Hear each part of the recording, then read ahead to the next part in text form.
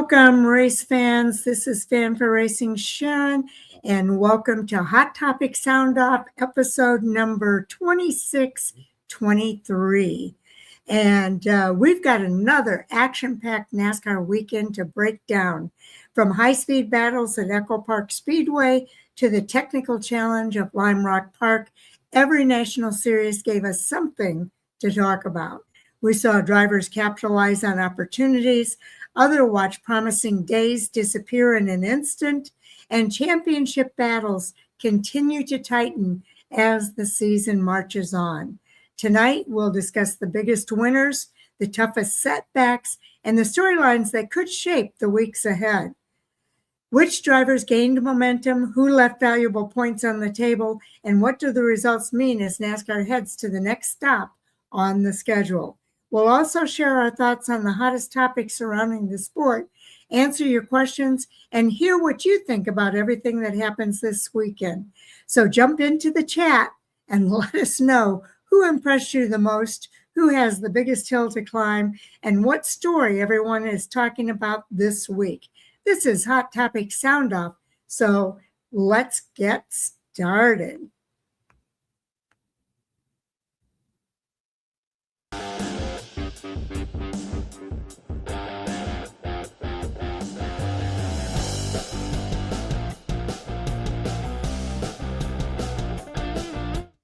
Welcome to Fan for Racing Radio, and welcome to Jake, who's here to help us with our Hot Topic Sound Off tonight. So we really appreciate you being here, Jake. Thank you for having me on. Yeah. And as an extra added bonus, he was at the ARCA Menards Series race out at Lime Rock this weekend. It was a fun one. Unfortunately, wasn't able to go there Saturday, which stinks. But yeah, I love that place so much. It was my second year going, and be cool. I remember you were there last year too. That's what got me on this channel. Is finding this channel was the Monday night after the Saturday ARCA truck race. The truck race was horrible last year, so boring. But the ARCA race was awesome, and I was like, oh, I wish there were people out there who reviewed these ARCA races. And you and Jay and Chris, right, were on Hot Topic Sound Off, and I went in the chat, and that's why I was like, I couldn't tell. I legit thought it was fake because I was like, wow, they're actually really good. But why is there no one watching? That's what I didn't understand. And that's what got me on the show. Wow, they're this is the most underrated podcast or channel I've ever seen in my life. And that race last year is the reason I started watching this. Oh, well, that's awesome. That's awesome. So this is your 1-year anniversary. Yeah, just about, because it was 2 weeks earlier last year. But yeah, the races, yeah. Yeah, that's pretty cool. That's pretty cool. Okay, well, I'm going to bring up on the screen here the agenda here for tonight, or outline that we work with, and that will tell everybody, when we're going to talk about what. Let's see if I can find it now.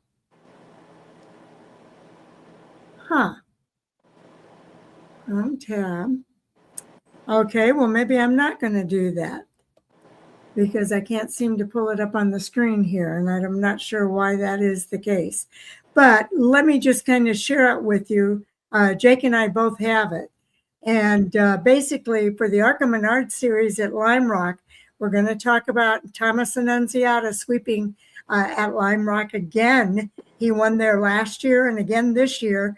So his official tagline now is Mr. Lime Rock. Jake Goldman keeps the championship battle alive. And we've got a couple questions under this one, but we'll also be covering the point standings. Andrew Ranger makes a strong road course return. Road course specialist Shine. Clean speed trumped aggression, which was really cool to see. Momentum shifts toward the summer stretch. And Lime Rock continues to be a successful addition.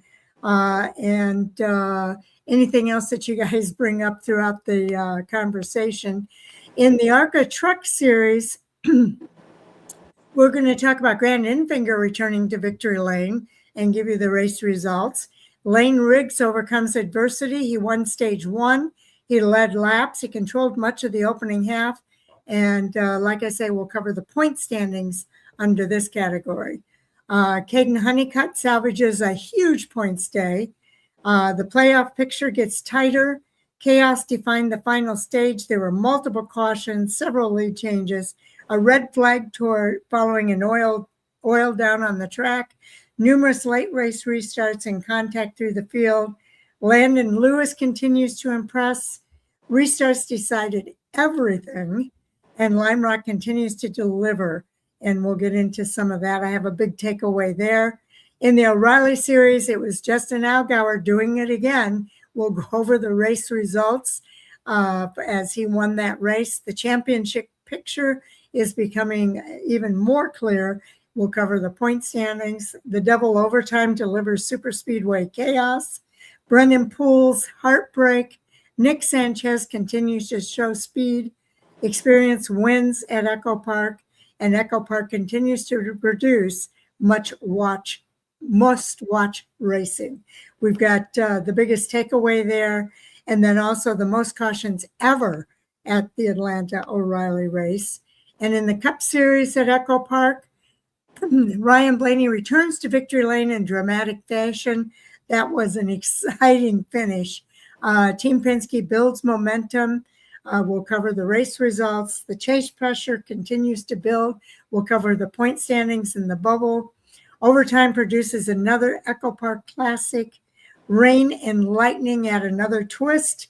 Carson Hocevar continues his breakout season. Christopher Bell keeps the pressure on. Bubba Wallace's strong finish disappears, and the in-season challenge intensifies, and Echo Park delivers yet again, and we've got a big picture takeaway, and we'll talk about the late race start. I've heard a lot of conversation about that, and so we'll be part of the conversation when we get to that part of our show here tonight. So I'm sorry I couldn't show it to you.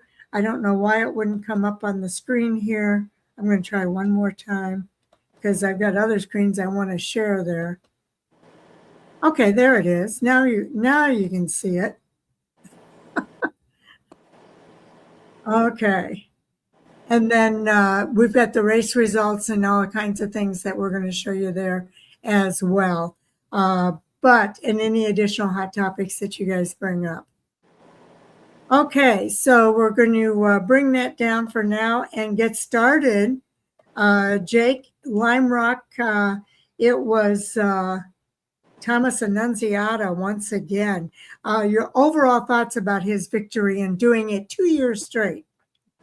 You mentioned that overall speed beat aggression, and when I read that is the perfect definition of that race.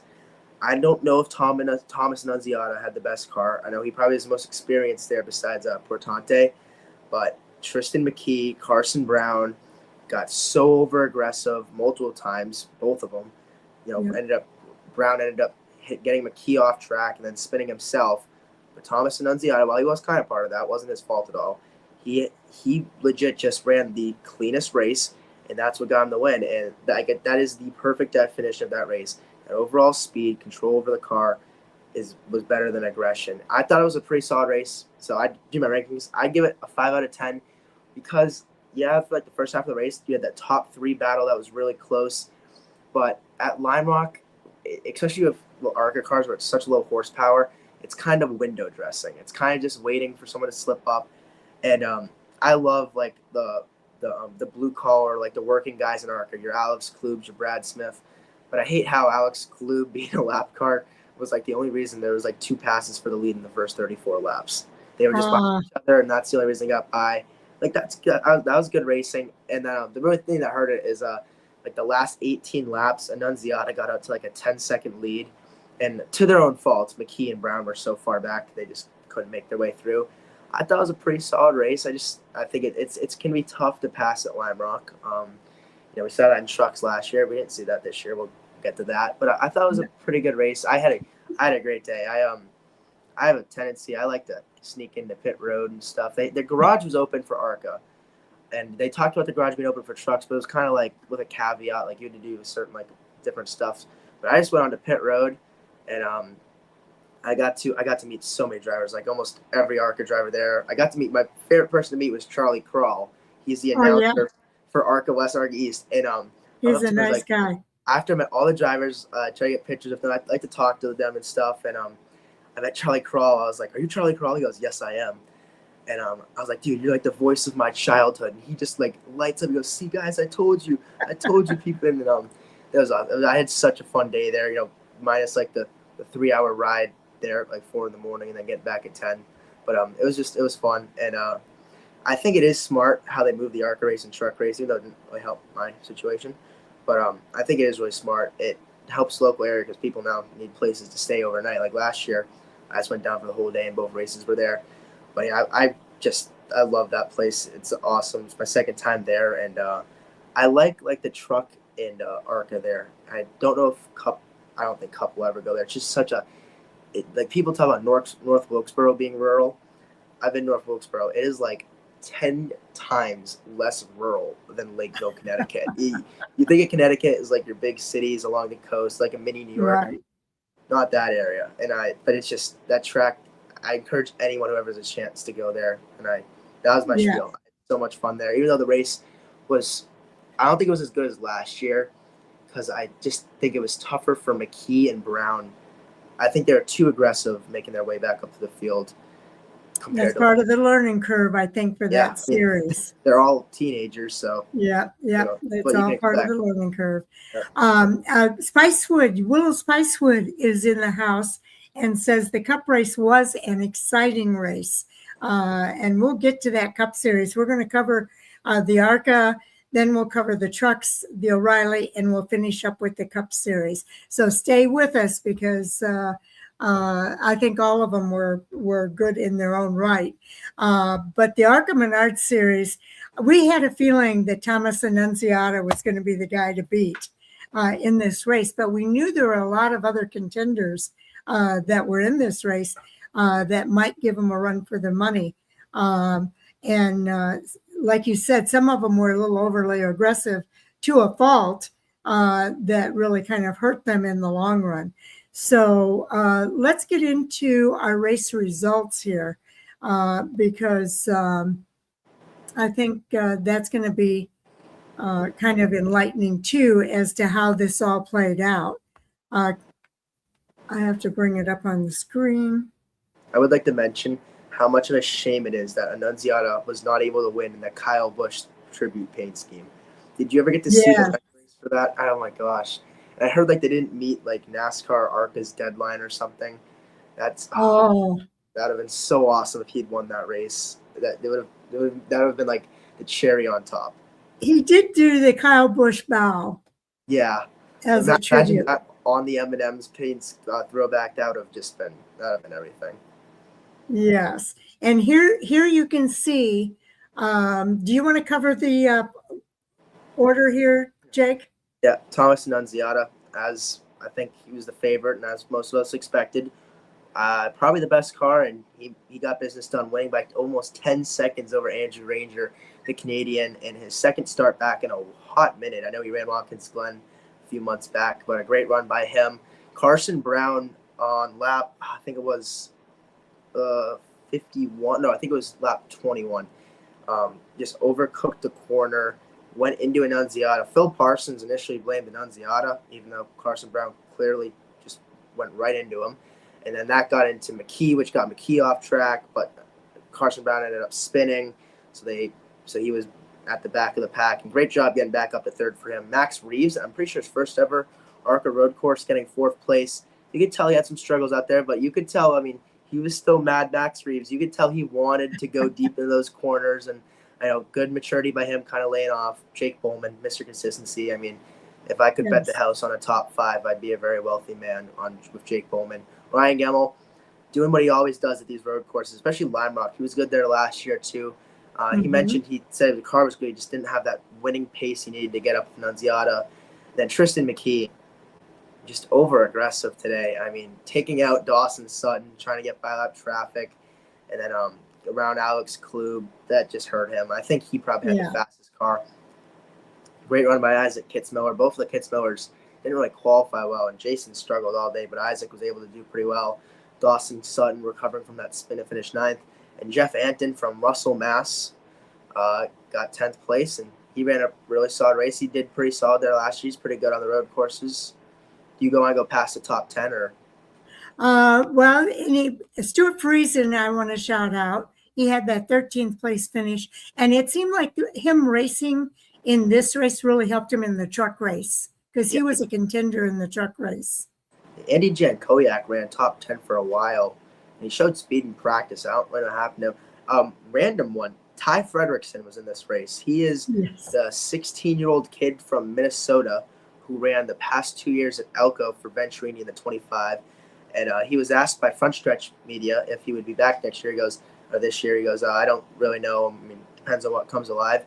If you had told me he would have been in a Michael Maples Motorsports Ford at Wine, would have told you we were crazy. Just a random start for him. I mean, in that car, pretty solid. Yes, that Jason Kitzmiller. I know, like, he's not the best road racer, but I'd expect that car to finish, in front of, like, the Michael Maples Motorsports and the fast track racing. Alex Quarterly was really fast, too. I didn't see what happened. All I know is he finished, like, half a lap with his hood up. I don't know how that happened. Oh, I did see that. Yes. I don't think Fox ever mentioned what happened. I watched the race over, and they never mentioned what happened. I saw it, but you're right. There wasn't much said about it. Two last things. Michael Maples and Alex Klub got in some battles as they're like 5 laps down. Michael Maples got off track twice right now. The left-hander. Isabella Robusto had fuel pressure issues. I've been hard on her. This is unlucky. Not her fault at all. And Corey Aiken. I thought about you when I saw where she was running. Yeah, he had a pinion break and leaked transmission fluid everywhere. Corey Aiken, I did not know, was from Manchester, New Hampshire. And I was talking to him after driver intros. And I was like, did you actually grow up in Manchester? We were just talking about New Hampshire. And he's like, yeah, someone's got to represent the little state. And, last thing, Jeff McConey, the engine locked up. He was sitting. I was on pit road, and I see him sitting on the pit wall with Brian Klub, who was acting as Alex Klub's crew chief. And he's just sitting there, just waiting for the car to roll out. And then he went back to the garage. I just followed him to see what's going on. And I was talking to Alex later. Their engine locked up. He said there's a bit of an oil leak, and the pistons didn't have enough oil in the cylinder, and the engine locked up. And there was nothing they could do about it at the track. So he ended up spotting for, I think, Alex Klub. I don't remember, but he was spotted outside of turn 5. But yeah, just to be for the record, Isabella Robusto, not her fault. It was not her fault this week. Is exactly right. Okay, so I was real happy. I was hoping Thomas Annunziata would win this race. One of the topics that Jay and I have been talking about is that you have the part-timers and the full-timers in this series, and a lot of times the part-timers come in and win these races, kind of taking it away from the full-timers. So one thing I was real happy about is that it was a full-timer driver that won this race. First time this year, a full-timer. Yes. So I was real happy that happened. We'll go over the points here for you. Jake Bowman still leads, but that gap has closed. Thomas Annunziata is within reach now, 8 points back. 12 races in, that means there's 8 more races. And I think it's going to be a battle between Jake Bowman and Thomas Annunziata. Now, this was his forte. This was a road course. He's really good on the road courses, but he hasn't been doing that bad. He's in second place with a 7.2 average start and an 8-point average finish. Is pretty good. But Jake Bowman's been, like you said, Mr. Consistency with a 6-point average start and a 5.6 average finish. So if Thomas can kind of gain ground on some of these other tracks and keep that gap close, it might be a fight for the battle there. Isabella Robusto now 80 points back in third place. Then Jason Kitzmiller just 2 points behind her. So it's going to be a battle for that third place spot between Jason Kitzmiller and Isabella Robusto. Takuma Koga from Japan has the 111 points back in fifth place. Then you've got Michael Maples, Bobby Earnhardt, Alex Clubb, and Andy Jakowiak and Brad Smith rounding out the top 10 drivers here. Now, all of those drivers have raced 12 races except for Andy Jakowiak, who has 9 races in. So that's a big shout out to Andy J for still being in the top 10, even though he's only had 9 of those 12 races. Any other shout outs here? I don't know. It's pretty paint by numbers. I just think it's going to be tight. Annunziata has got to do some special stuff with these ovals. And he talked earlier this year about how the aero at the 1.5 miles was really hurting him. Well, Chicagoland showed us he might have figured it out. But I think the only 1.5 miles they have left is Kansas. And you have the 2 dirt tracks. You have a bunch of short tracks. It's all about Ken and he was pretty good there at Elko. And it's probably going to be a fight of them for second or third because the Nitro PRG cars do what they always do. It's all about Nunziata. Can he, because they get a point if they lead 1 lap. So can he sneak out on a restart and just maybe get 1 lap, right? It's all about those points. He's got to claw away at it or just hope Jake Bowman wrecks, which is not a safe bet at all this year. It's going to be tight. I'm excited. Last year, Brendan Queen, it was cool to see him run away with it. But this year is going to be tight, and I'm really excited to see it. Nunziata's got his work ahead of him. And good thing, this is a good time for them to have an off week for him. It is. And I just want to kind of bring up a couple of other things here with regard to Thomas Annunziata and Jake Bowman, because those guys really did a good job at this track. And, the other thing about a road course is you've got to be able to manage the race, if you will. And I thought they did a really good job of managing that race. Now, the biggest story really was Thomas Annunziata proving that he is a master, especially of Lime Rock, which is his home track. After winning that inaugural ARCA racing at the Connecticut Road Course last year, Annunziata came back and was even more impressive this year. He took control early. He overcame a brief challenge from Jake Bowman after a restart and then drove away from the field to win by almost 10 seconds while leading all but 9 laps. It was his second consecutive ARCA victory and reinforced his reputation as one of the series' premier road course racers. So that's the thing to keep in mind about Thomas Annunziata. That is his specialty. He's getting better on some of the other types of tracks, as Jake kind of pointed out, but it is kind of interesting here. Now, while Annunziata celebrated the victory, though, it was Jake Bowman feeling very encouraged. He briefly wrestled the lead away on a restart. He showed that he had speed to challenge Thomas Annunziata, even without taking home the trophy. Bowman continued to score those championship points and remains one of the drivers to beat as the title fight heads toward that summer stretch. And I will tell you that the question around Thomas, well, I told you about him having the nickname Mr. Lime Rock now, but did Annunziata just become a legitimate championship favorite? What are your thoughts about that? I think all year we've been trying to say, oh, watch out for Annunziata, like kind of a lot of, again, window dressing.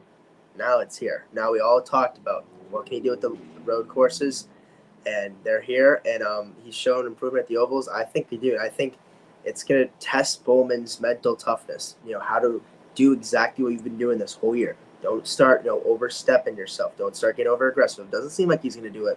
You never know. This is the first time it's been single digits really all year. And I'm excited to see. I don't think the 8 points might as well be 0. I think it is 1v1, and who can outperform each other the rest of the year. The only saving grace for Bowman is like ARCA points is like the weirdest thing of all time. Like the winner gets like 3 points more than second, and then the most laps led. So like I said, it might as well be 0. It's 1v1, and I think Annunziata can do it. I'm excited to see it. Okay. I'm really looking forward to it because I think he's going to be a strong contender as well. Jake Bowman, we mentioned he continues to score points when it matters the most. What are your thoughts here about Jake Bowman? He seems to be managing the race and going after as many points as he can get. Yeah, he's definitely playing it safe. He's doing a good job at like not getting in the tussles and messing up. You even see at the ovals, like Annunziata Elko is getting really aggressive and used up his stuff a little bit. Yeah, it's just gonna be, can he take advantage of those opportunities? Because Annunziata will. He might mess up one time or two, but I guarantee you there's gonna be a race this year where there's a late race restart at either one of the dirt tracks or Salem, and Annunziata is going to try to take advantage of it. He might wreck, but he might also win. But I like how Bowman's running it. Really, it's all going to depend on if Annunziata can actually start like getting if one of them can actually get a win, like on an oval against the JGR and the PRGs. I think that's what's going to come down to, and I like where both of them are. I don't know. It is so even, and I know and I don't know. I'm not too well versed in Bowman's background. Does he have like a dirt experience? I know Thomas Annunziata does not. I know he's good on the short tracks. He won at Colorado National last year in the ARCA West. That Huntington Beach area, that Southern California area, is where a lot of dirt guys come from. So I don't know if he does. I know Thomas Annunziata doesn't. But that road course background, slipping, sliding around the turns, is going to help. Yeah. So it's going to be crazy. At least we have something to watch on these like short track, this long like summer stretch with ARCA. I'm excited for it. I found my ketchup. So this is a shout out to our people in the chat room. I brought the ketchup today so we can catch up with everything you guys are saying in the chat room. But today there's not a lot of activity. So don't be afraid to speak up and say something. We love hearing from everybody in the chat room. So I've got my ketchup ready to go when we catch up on our comments. So I think they're saving their stuff for Reilly and Cup. This was a crazy weekend of racing. It was a lot of fun, that's for sure. Okay, let's talk about Andrew Ranger. He made a strong road course return this weekend, and Andrew Ranger it reminded everybody why he's always dangerous on these types of tracks that have the left and right turns.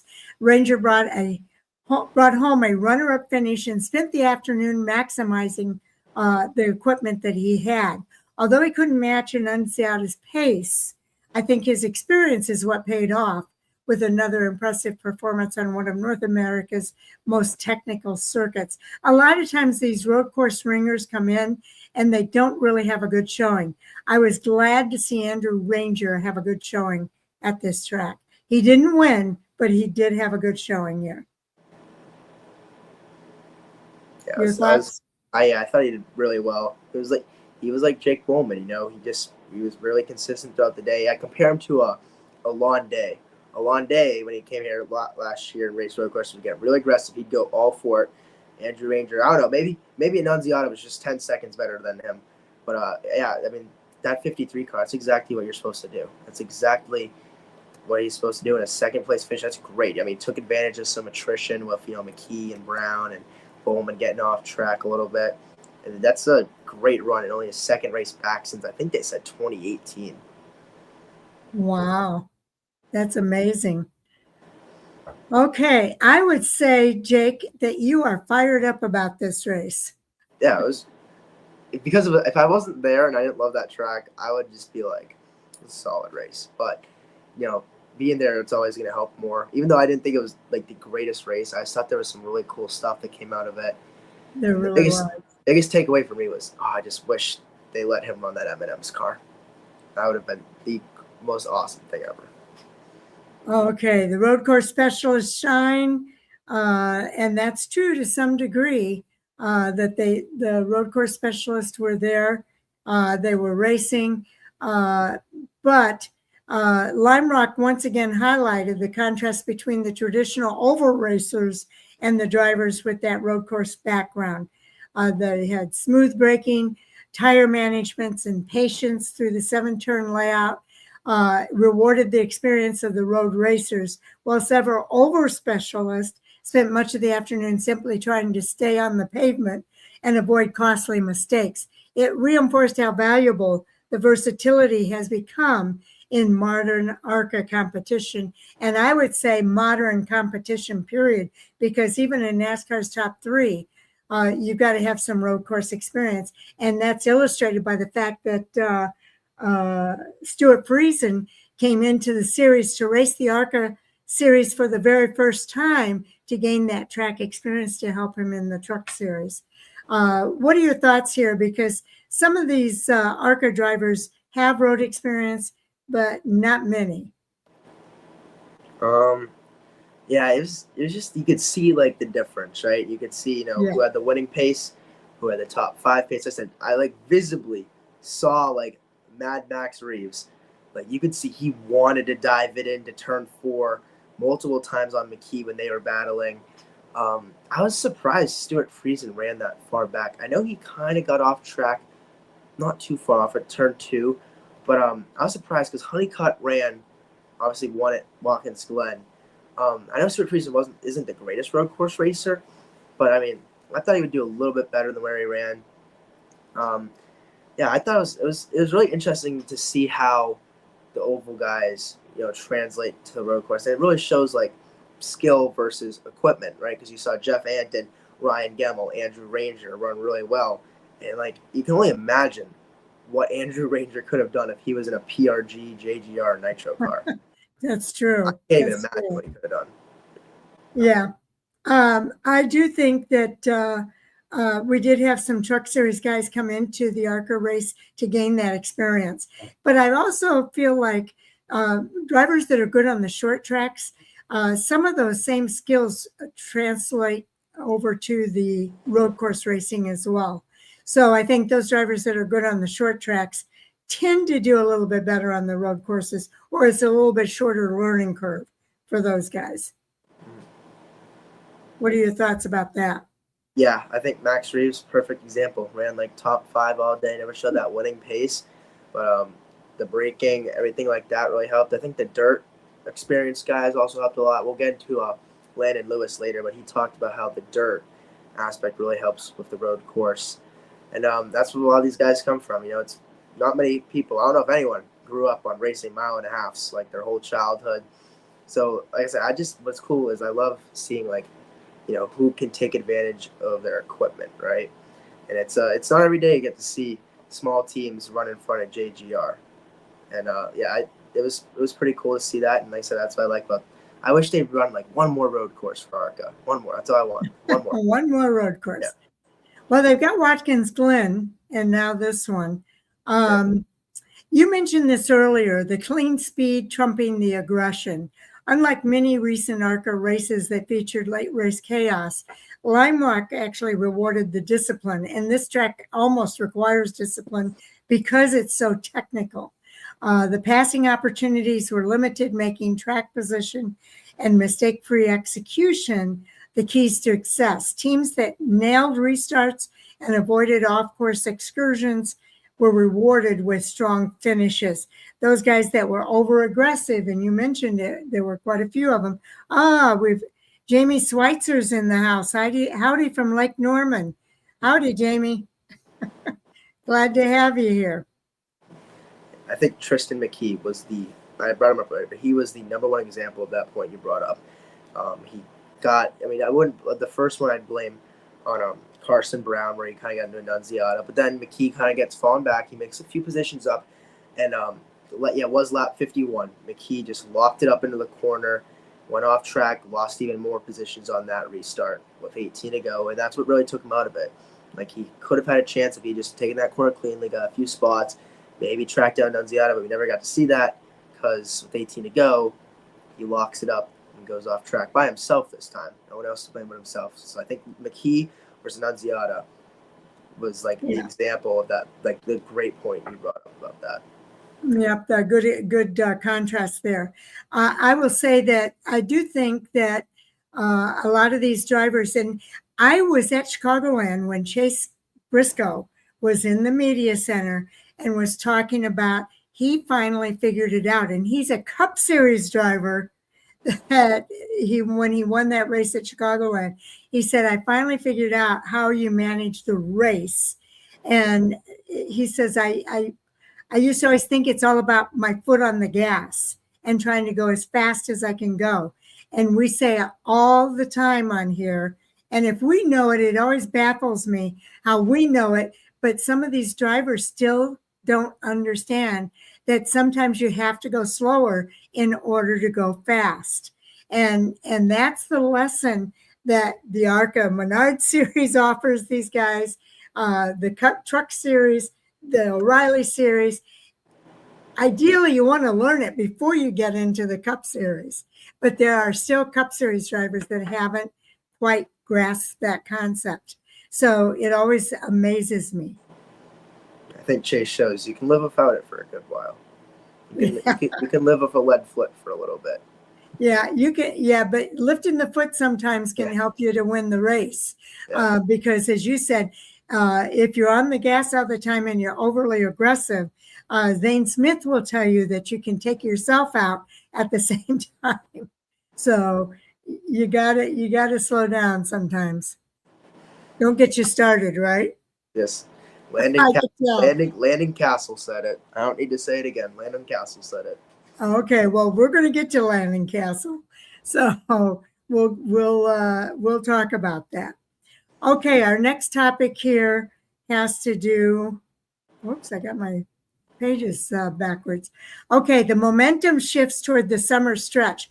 The summer stretch is when all of the action really happens, I think, in the ARCA Menards series, and just to. This is when we see these guys on track the most from week to week. And with another victory, Annunziata gained some valuable momentum heading into the next races that are coming up. Whether he can carry the road course confidence into the ovals becomes one of the biggest questions for the remainder of the championship. Meanwhile, drivers like Bowman will continue to prove consistency may ultimately decide the title. But I've got to think that Thomas Annunziata is really trying to focus on these ovals moving forward. Yeah, we've seen his improvement throughout the year too. I am confident that he can do. I'm just interested. Honestly, I'm interested about the dirt races because I have no clue about either of them on the dirt. Yeah, I'm interested. I think they'll be about even on these ovals. So at the start of the year, I would have said no, but he's looked pretty good. I mean, he showed some good speed at Elko and Berlin, and I think it's tighter than people are giving Annunziata credit for. Yes. And can I say, just say on a side note here, I watched the video where he was doing some sketching. He was sketching. Kyle Busch's death kind of motivated him to pay tribute by using his art talent. And he sketched some really cool pictures of Kyle Busch. But also, after he won the race last year at Lime Rock, he sketched his car, the race-winning car. And so they did a feature on him. And I love to do that same type of sketching. So when I saw that there's a race car driver out there that also is very talented sketching, that really spoke to me. So I really thought that was cool. I did see that. I like doing it. I will say, Lord gifted me with some stuff. It was not sketching. I like it. It ain't the prettiest thing. But it's fun to do. I'll say that. One of these days, maybe I'll show you some of my sketches. But I will tell you, I think Thomas Annunziata is going to be there continuing the rest of the way out. I don't think he's going to just kind of sit back and let these races unfold. Next up, Lime Rock continues to be a successful addition. Lime Rock has quickly become one of the ARCA series most entertaining races of the season and stops on the schedule. So I've got just a little bit more I want to say here, so give me a minute to get there.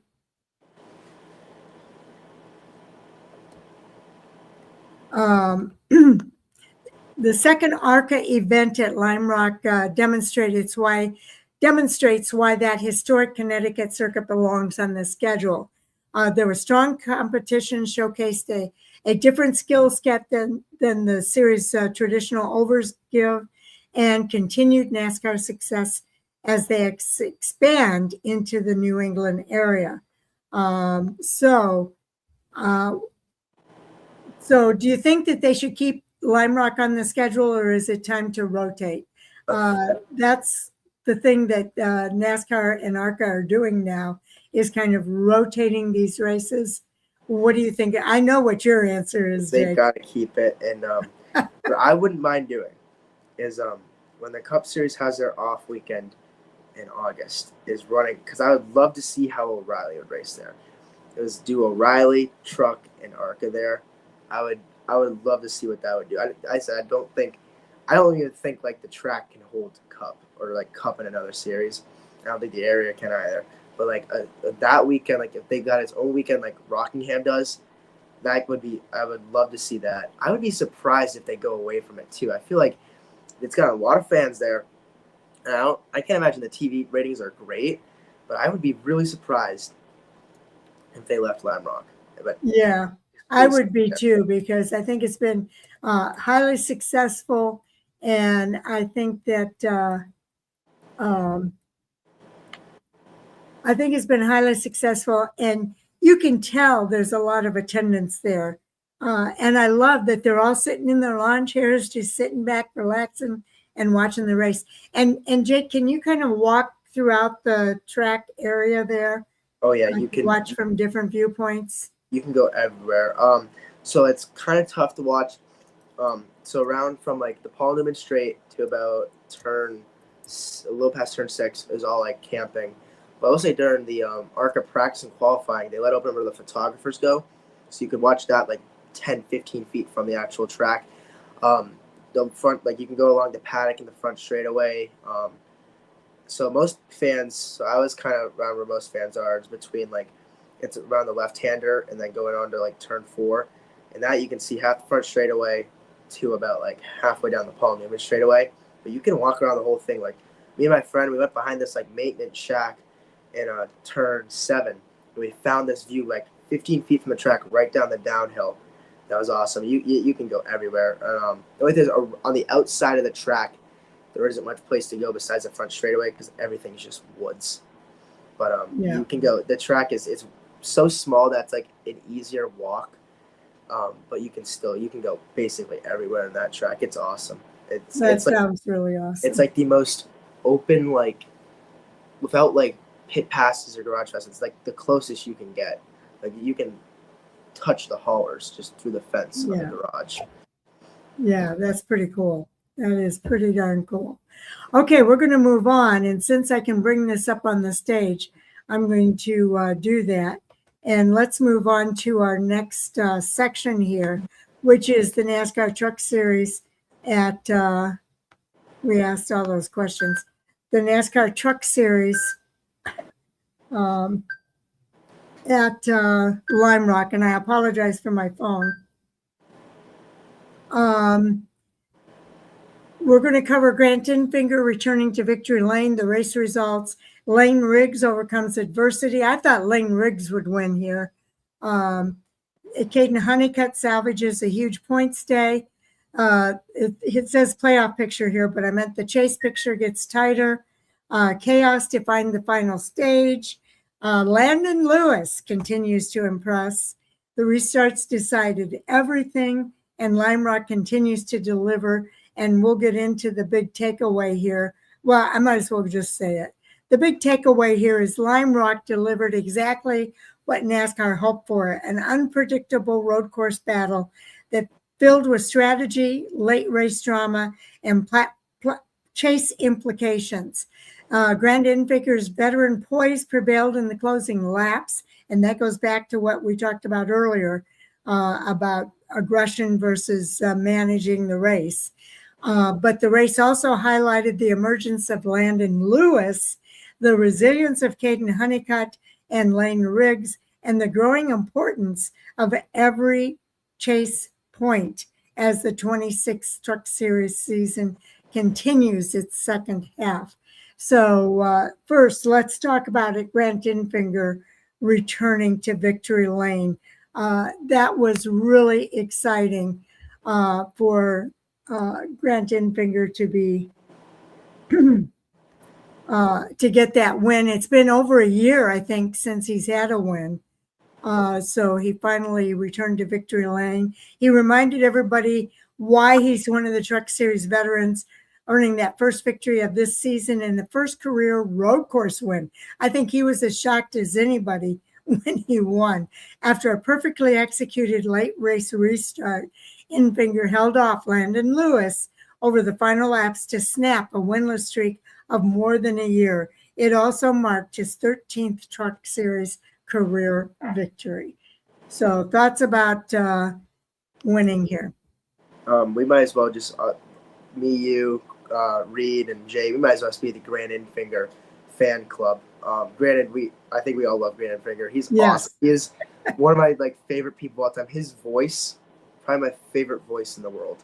And if you'd asked me, is Grant Infinger going to win at Lime Rock? I would be like, I think you need to be checked because that's a dumb question. Obviously not. Grant Infinger's not going to win at Lime Rock.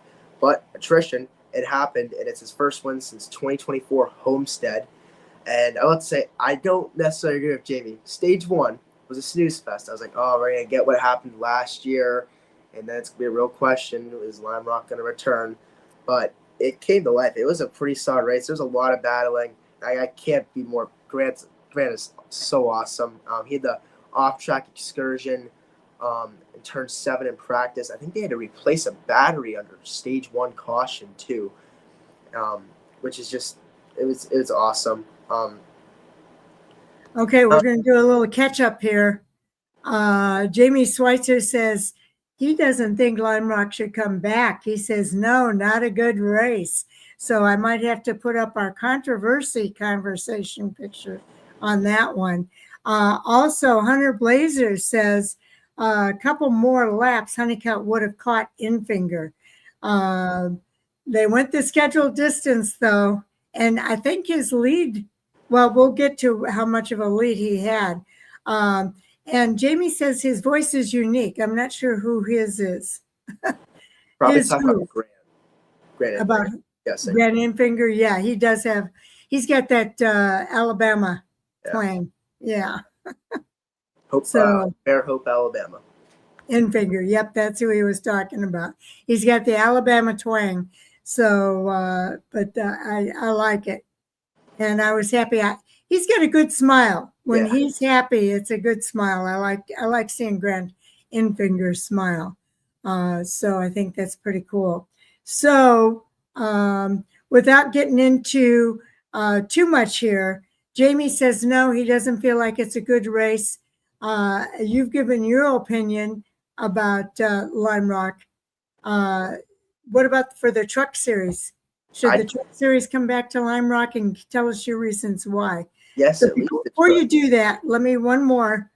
Was rooting for Thomas A. after the ARCA win for the truck race, but his car caught up in flames during a caution. It was very odd. I was so worried about Thomas when I saw that car go up. But let's get back to our Lime Rock. Okay. All right. So I think the truck race I give it a 7 out of 10. Stage 1 was a bore fest. I'll admit that. It was a reminder of last year. But it put on a pretty good show, whether it was because of the restart wreck or not, and Lane Riggs and Honeycutt getting moved back. I think we still would have seen a great battle of them. But it was a good race, and yes, at least one of the NASCAR series, whether it's O'Reilly or trucks, at least one has to go back. Like I said, stage 1 was bad, but I thought it was a pretty good race. It was a lot of different guys up there that you don't always see. I mean, Grant Infinger won. You can't get any better than that. It was just the last 70 laps, I would say, were really good. And I think that race, the ending of that race, will really help its chances of coming back next year. If it was like last year, I think then we'd all be like, I'd even be like, I don't know if they're going to come back. But with the crowd, the turnout, with how much it seems like the announcer, like the Fox broadcast, really hyped up, they didn't do great. But they put a lot of effort into the broadcast side of stuff. I think I think the last 70 laps might have just saved that track, and at least like one of the NASCAR series comes back, whether it's O'Reilly or trucks, most likely trucks. But I think there's a good chance it comes back. Yeah, I'm suspecting that Jamie watched on TV where you were at the race, so I know that sometimes makes a difference. I just asked Jamie why he thought the racing is bad at Lime Rock, but I'm kind of with you. I enjoyed watching the racing at Lime Rock, both in the truck series as well as the ARCA Menards series. I get his point about the race. It is an interesting track, is where, especially in the truck series, where the cars or the trucks are a lot more equal.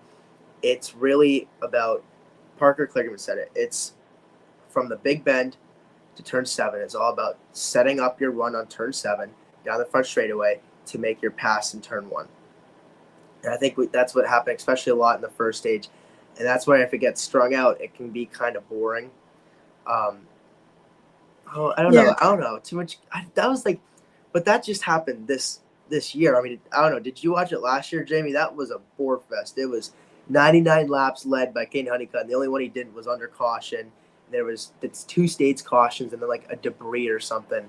If you didn't like the cautions and red flags, watch the 2025 Lime Rock race. You must love it. I did not expect that to be the attrition we had this race.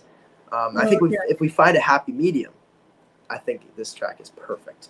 Yeah, I can see it's an acquired taste where it's not like almost every other road course where every single turn's a passing opportunity. You really got to set yourself up here.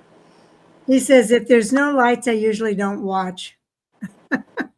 So he says it just wasn't a fun track for me. Too many cautions and red flags. But I think that adds to the race personally, but I can appreciate where he's coming from as well. Yeah. And it's okay to have a different opinion. Yeah. The lights one's interesting. That is interesting. Huh? The lights point was interesting. Yeah. I love a good night race too. He's taking it to a new level. I respect that. I don't know. Well, I guess we have watched road course racing with lights. Daytona. But yeah, it's kind of some interesting thoughts there. But thank you for sharing your point of view. We appreciate it. And now we'll continue to get into our storylines here for Grant Enfinger, beginning with the race results at Lime Rock. And I'm going to bring that up so that you can see that. And Jake, you want to cover the race results here? Will do. Let me get it up on the screen first. If JB didn't like this race because of cautions and red flags, I'm interested to see what he has to say about the O'Reilly race. He says, for me, the stars of truck are all gone. Hyman Love are my truck guys. Yeah. But, there's some up-and-comers there, up-and-comers. So stay tuned because you may, I like Honeycutt and Riggs as well. That's going to be a similar battle to the one we see in ARCA. I think it's a 2-horse race. He says, oh, my God, the O'Reilly race was bad. All right. We're getting there. He's consistent at least. Yes. Okay, let's go over the points here, Jake. That's the ARCA race results I see here.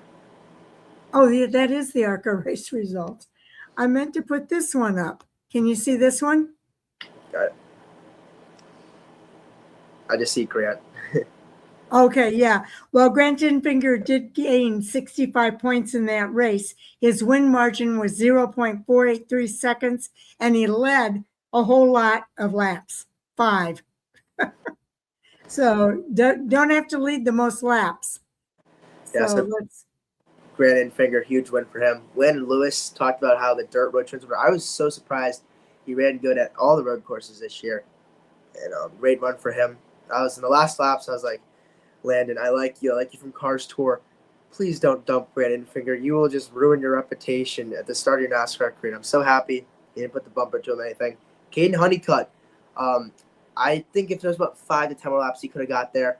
But the big thing I saw of Honeycutt was Gio Ruggiero kind of squeezed him coming out of Big Bend and going into the left-hander. Even though they're teammates, Caden Honeycutt was going to have none of that. Just turned him into the grass. I like Gio a lot. He held his line is what he did. I'm in the middle of Caden. But yeah, I respect that. I mean, take no prisoners. And Parker Kligerman, I thought he had a good run. He got a little loose. I got a little scared going up the uphill with like 3 to go. He almost lost it. He just slowly charged throughout the race. Christian Eckes in 5th. I know the fans like to joke around with Chris Wright, but Christian Eckes just cleaned out his teammate coming off of turn 4. Got in the dirt, went right on the track. No like awareness of who was around him, and just turned his teammate. Daniel Hemrick continues his solid road course runs. Kind of interesting. I never really thought of him as a road course driver. He showed in the trucks this year that he's doing pretty well. Andres Perez ran pretty well. You know, he used his truck as a lawnmower, as Todd Bodine would say on that restart wreck. He's been really good on the road courses and a good 7th place finish for him. Tanner Gray, just like we don't talk about him at all. He's like the low end of Tricon, but a good 8th place run for him. Stuart Friesen, who's usually not the greatest road course racer, ran the ARCA race, his first ever ARCA race, gets the top 10 here. Colin Brown, after getting spun, finishes top 10. Cole Butcher had that weird where I think they thought he heard it was caution before. I think it was Stewart and Gio did, and there was almost a wreck there. And Brendan Queen continues Rams. Pretty good performance at road courses. And just one more, Jackson Lee for Rayon Brothers. His kid's got something at the road courses because he's done this every single road course. 13th place for that team is amazing. Yeah, it is amazing. But yeah, there were some really good runs here. Gio Ruggiero was running up front until he was off the track. Thomas Annunziata, we mentioned the fire. I was so glad that he got out of that car. I was really upset that the ambulance wasn't there more quickly. Yeah, that was there's a kind of an opening in the pits to the left there, but they didn't have like any ambulances there. The only one kind of near there was farther back towards turn 6 and then turn 1. But I think what happened is, so it was an oil line on the right side of the truck broke, and it was just pumping oil out. I'm pretty sure it was from when he got tagged by Landon Lewis on that restart wreck, when Landon Lewis kind of T-boned him like that. And I think that's what got the oil line out of nowhere, too. Thomas Nunziata was my pick. I was like, oh, he's in 2nd. I have a good feeling about this. And then I look on the TV, and his car just explodes. I'm like, oh, my gosh. And he said, he might have been joking, but he said in one of his Instagram posts, he goes, I'm all right. I just swallowed a bit of fire. So I don't know if that's being facetious. That does not sound good. And I found it interesting how the ambulance went by during Grant Finger's interview. And that's kind of weird because Landmark doesn't have a tunnel, but they have a bridge. So maybe it just was that sort of timing. But I was seeing myself, I was like, oh, yeah, they couldn't have got him out of there because there's no tunnel. But I'm like, wait, there's a bridge over turn 6. But I'm happy he's okay. That's what I said earlier. Good time for him to have a week off. Yes, it is. I thought I read somewhere where he actually felt like he swallowed some of that fire. Yeah, he literally said swallowed fire. I was like, that doesn't sound good. One more. Ty Majeski. We talked about it. There. Now it seems like a joke. It seems like a joke. He did it again. Landmark, where he finished 2nd last year. Fox had the only camera angle they had of this wreck was of Gio Ruggiero's hood. And what happened was he broke a brake fluid line, and the brakes just gave out on him. Initially, Todd and Michael said he might have locked him up. I was like, you don't lock him up that bad. He was going like 130 at the turn, and he said he lost a brake line. He tried to hit the curb to slow it down. Then he tried to kind of let off flip the gas a little bit to get the tires to spin. It just never stopped, and that truck was destroyed. It seems like it's a joke. Like the second you think it's going to change, it's up, down, up, down. Yeah. It's hard to believe this far into the season. It is. So yeah, we'll see how this continues to play out as the season progresses. But I wanted to move on here, if I can. Am I still up on screen there? Yes. Okay. Because if I switch pages here, I want to go to the points. for the truck race, but I think I have them. Yeah, I do. I've got them up already. Okay, so here's the points now after this race. Lane Riggs has a 44-point lead over Caden Honeycutt in second place. And then third place, like we've seen throughout the season, seems like third place has the largest gap at 154 back for Chandler Smith, but he's just 1 point ahead of Christian Eckes, who sits in fourth. So a tight battle there. Then you've got Gio Ruggiero in fifth at 164 back. Then it takes another big jump. Ty Majeski in sixth is 232 points back. Ben Rhodes 8 points behind him in seventh. And Daniel Hemrick just 1 point behind Ben Rhodes in eighth. Then you've got Grant Infinger. He moved up a couple of spots to ninth now. And then Tyler Ankrum moved down a spot. He's in 10th. So it's the top 10 drivers here that move on to the chase when the chase begins. And these guys had the fewest number of races left to go after it. So when you talk about the bubble here, Stuart Friesen is on the outside looking in, as is Jake Garcia. They are actually both tied for that 11th place spot. That's how tight that is. And just 4 points behind Jake and Stewart is Brennan Queen at 298 points back. So Andreas Perez is 16 points. 10 points behind Brennan Queen as well. So a tight battle here at the bubble. Yeah, that just shows how devastating Gio racing his teammate Too Hard was.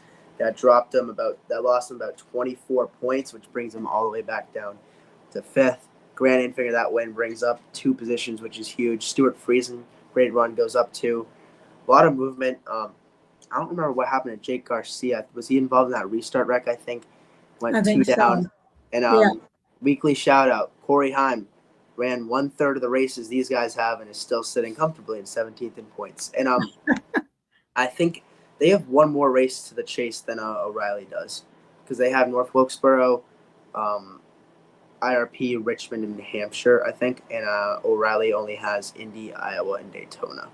So they actually have more than I think they do have the most road course races ever in the truck series. Yeah, 4 road course races, which is as much as Cup does this year. Yep. Okay, so I'm going to bring that down for now. And we'll go on to our conversation then about our top storylines here. And I'm sorry, bear with me as I toggle between the different screens here. Let's talk about Lane Riggs overcoming the adversity. He won stage 1. He led laps. He controlled much of the opening half, and he made the best of a bad situation, though, because he got caught up in some other things going on the track, and it really shuffled him away from winning this race. He was arguably the truck to beat early, and I thought he was going to win it, but the late race incidents dropped him deep in the running order. Even so, Riggs managed to recover enough to secure his chase berth while maintaining his points lead and turning what looked like a disastrous afternoon into at least a manageable one. Thoughts here about Lane Riggs, and then I've got to do some catch up here. Yeah, even finishing 23rd and Honeycutt finishing 3rd, there's still around a 41-point gap between the two. And I feel like this is eerily similar to what we saw earlier in the season with ARCA. It's where, Riggs versus Honeycutt's the battle. But, I think we can all agree Riggs is definitely the favorite. We have North Wilkesboro, where he ran really well last year until he dumped Corey Heim and then wrecked himself while doing so. But nonetheless, he ran good at Wilkesboro. He ran good at New Hampshire. Some good tracks for him. It's all about, can Honeycutt step up? Can he be mentally strong enough? Can he finish these races? And that's what we've been talking about with Honeycutt all year. And to be honest with you, I don't know if I have the confidence in him to do that. I think it's going to be tight, but I think it's all going to come down to the reset. I don't know if Honeycutt's going to be able to snag the points lead away from him or even get within 25. Yeah, because the leader gets that extra 25 bonus points. And that makes... I don't trust Honeycutt under pressure. He's given us no reason to trust him. I mean, all these big races where he has a chance to make up points, he's just not able to do it. But I'll be interested to see what happens when the reset starts. But I don't see him getting there at this point. Yeah, and if you want to see a driver who knows how to do that, watch Denny Hamlin, who took advantage of the misfortune of Tyler Reddick and how he gained points enough to take over that lead in the Cup Series. Okay, I have to do some catch-up time here. Jamie says, I'm rooting for Raja, but not impressed yet this year. That's the O'Reilly series. We're going to get there. He says, Talladega is another track that should have lights. I really don't like racing where there's no lights. Puts a race in a box. The racing is still good in the daytime. It's just that they don't have lights if they have to go into nighttime racing. But I think the racing is still good. You don't shortchange yourself there. Jamie Schweitzer, wow, Ford looks great in the Craftsman Truck Series. They're coming around. There's a lot more Fords in, I think, the Truck Series than there is anywhere else. And it's good to see that. Jamie Schweitzer says, Hyman Love will be missed in the lower series as regulars, but I'm looking forward to seeing what they're going to do in the higher series. And then he also says, Lane Van Rigsbergen makes magic happen even on a bad day. And that's exactly right. And Willow Spicewood is back again. I was a Scott Riggs fan, and Lane is my favorite. I like Lane Riggs too, Willow Spicewood. And it's good to have you commenting here. I hope you keep joining the conversation. So right now it's going to be between Caden Honeycutt and Lane Riggs. But I think Lane Riggs has the experience and the right attitude to speak to what Jake was just talking about, to go after that championship this year. He's kind of the Corey Haim of last year, I think. It's like a flip of last year. Sorry. Yes. Except Lane Riggs hasn't won like 10 races, but close enough. Close enough. Okay. Next, we are going to talk about. Or is there anything more you wanted to say about Lane Riggs before we move on? No, not really. I was going to reply to Jamie though. I like night races a lot too. I kind of get what he's saying. I do like a night race a bit more, but I don't think it's like crucial that every race is night race. But I like his point about having lights does allow for a little bit of like overrun time. When you don't have lights, it does put it in the box. And he said Hyman Love will be missed. I'm 100%. I think we're all overhyping Jesse Love a little bit. Is he a champion? Yes, but I know we'll get to O'Reilly later. His only 3 wins are super speedways. Yeah, I have a wooden spoon when we get to there. Oh boy, Jake brought his wooden spoon. I like it. I got to get a picture of a wooden spoon. That's what we need. Because that ketchup makes me hungry. That ketchup and fries. Oh yeah. Hungry every time I bring it up. Now you want ketchup and fries. Okay, Caden Honeycutt did salvage a huge points day. So we were saying that maybe he doesn't have the fortitude to maybe go after the championship.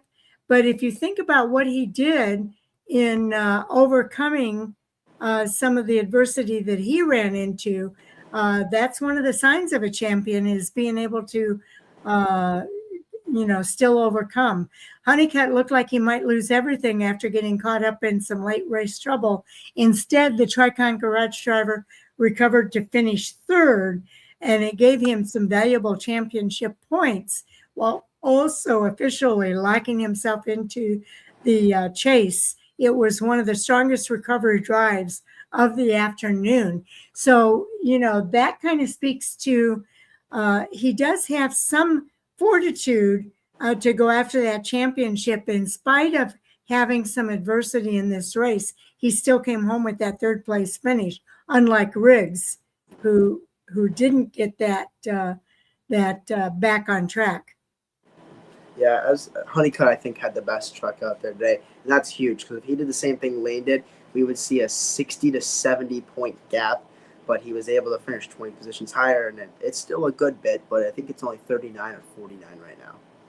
Yes, it is. It's getting closer.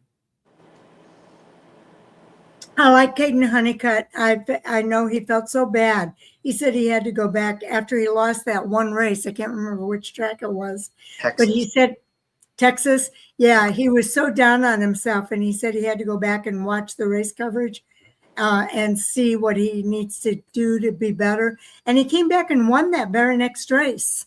So I think he's got the desire. He's got the eye of the tiger, I think, that is going to help him. Yeah, no one wants it more than him. You can tell. Yeah, you can tell. He really wants it. Okay, next on our list here, though, is the playoff picture getting tighter. And we kind of covered that when we looked at the points, but I'm going to bring the points up here again so that we can take a closer look at the cut line, because that cut line is going to be really important, Jake.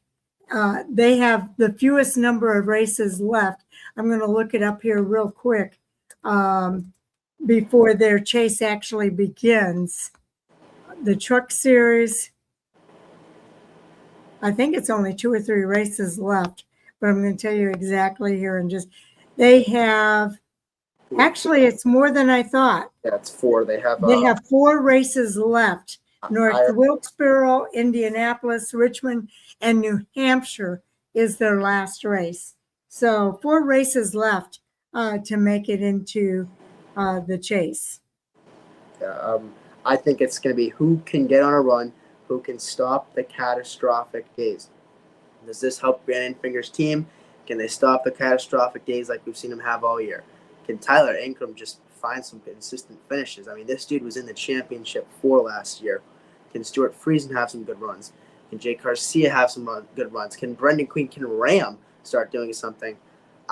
Realistically, I think it's going to be from 13th and up that have a chance.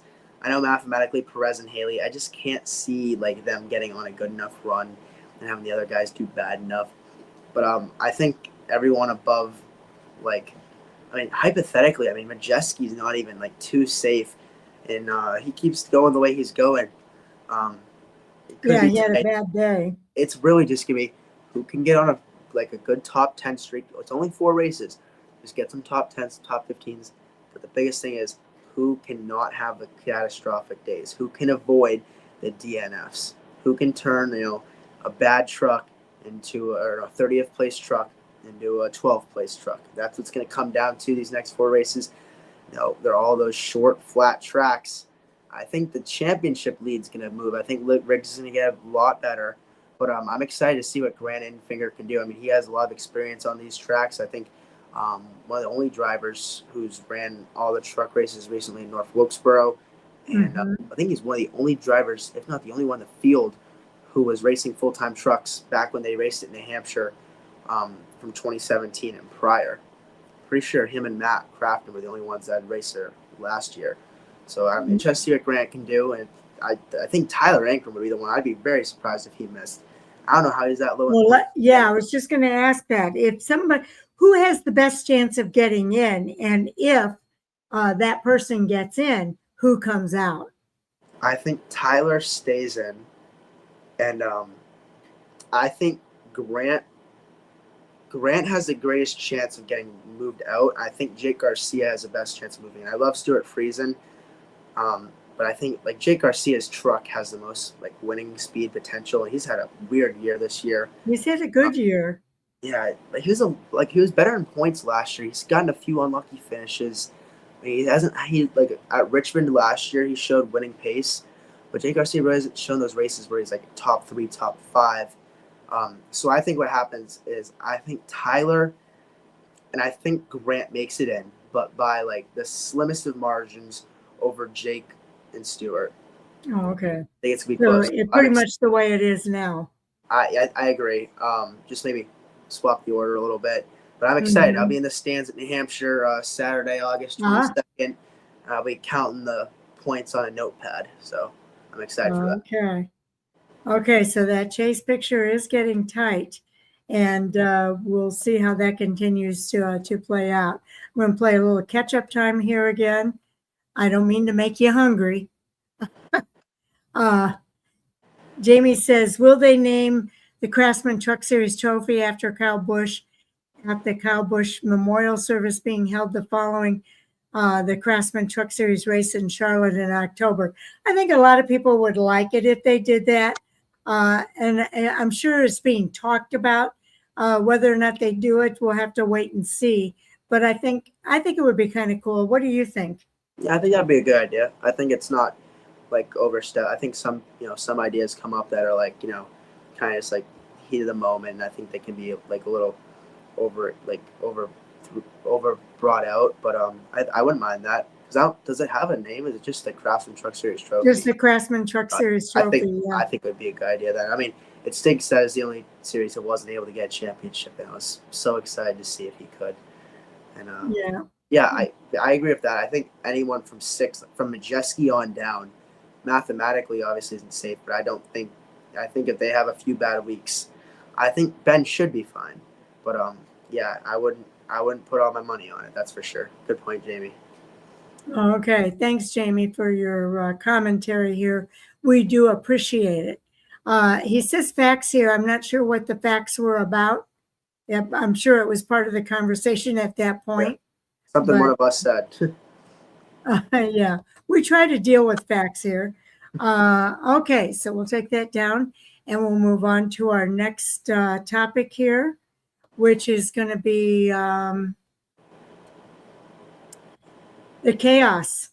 Chaos defined the final stage. There are multiple cautions, several lead changes, a red flag followed by oil down on the track, numerous late race restarts, and contact throughout the field. And to add to that, I'm just going to say the late race caution.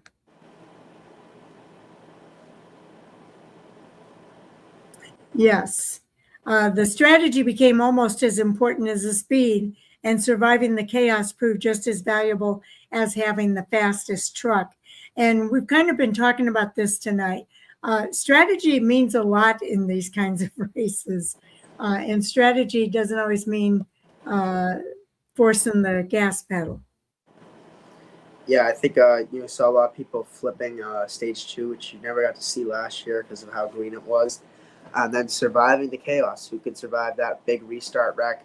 I will say about that restart wreck, that was Landon Lewis's fault. I know people were trying to get it on Mozak, but it was whose fault? I'd blame it on Landon Lewis. Lime Rock, they can pass before the start-finish line. And Mozak got a good run. Landon Lewis kind of got knocked out of line and just self-cleared himself across his nose, and he caused that wreck. I mean, I like Lewis, but like I didn't even know they could pass before the line, so it got me by surprise. But yeah, I think he just thought he was clear. Mozak had to run on him, and he just self-cleared himself across the nose into a Nunziata.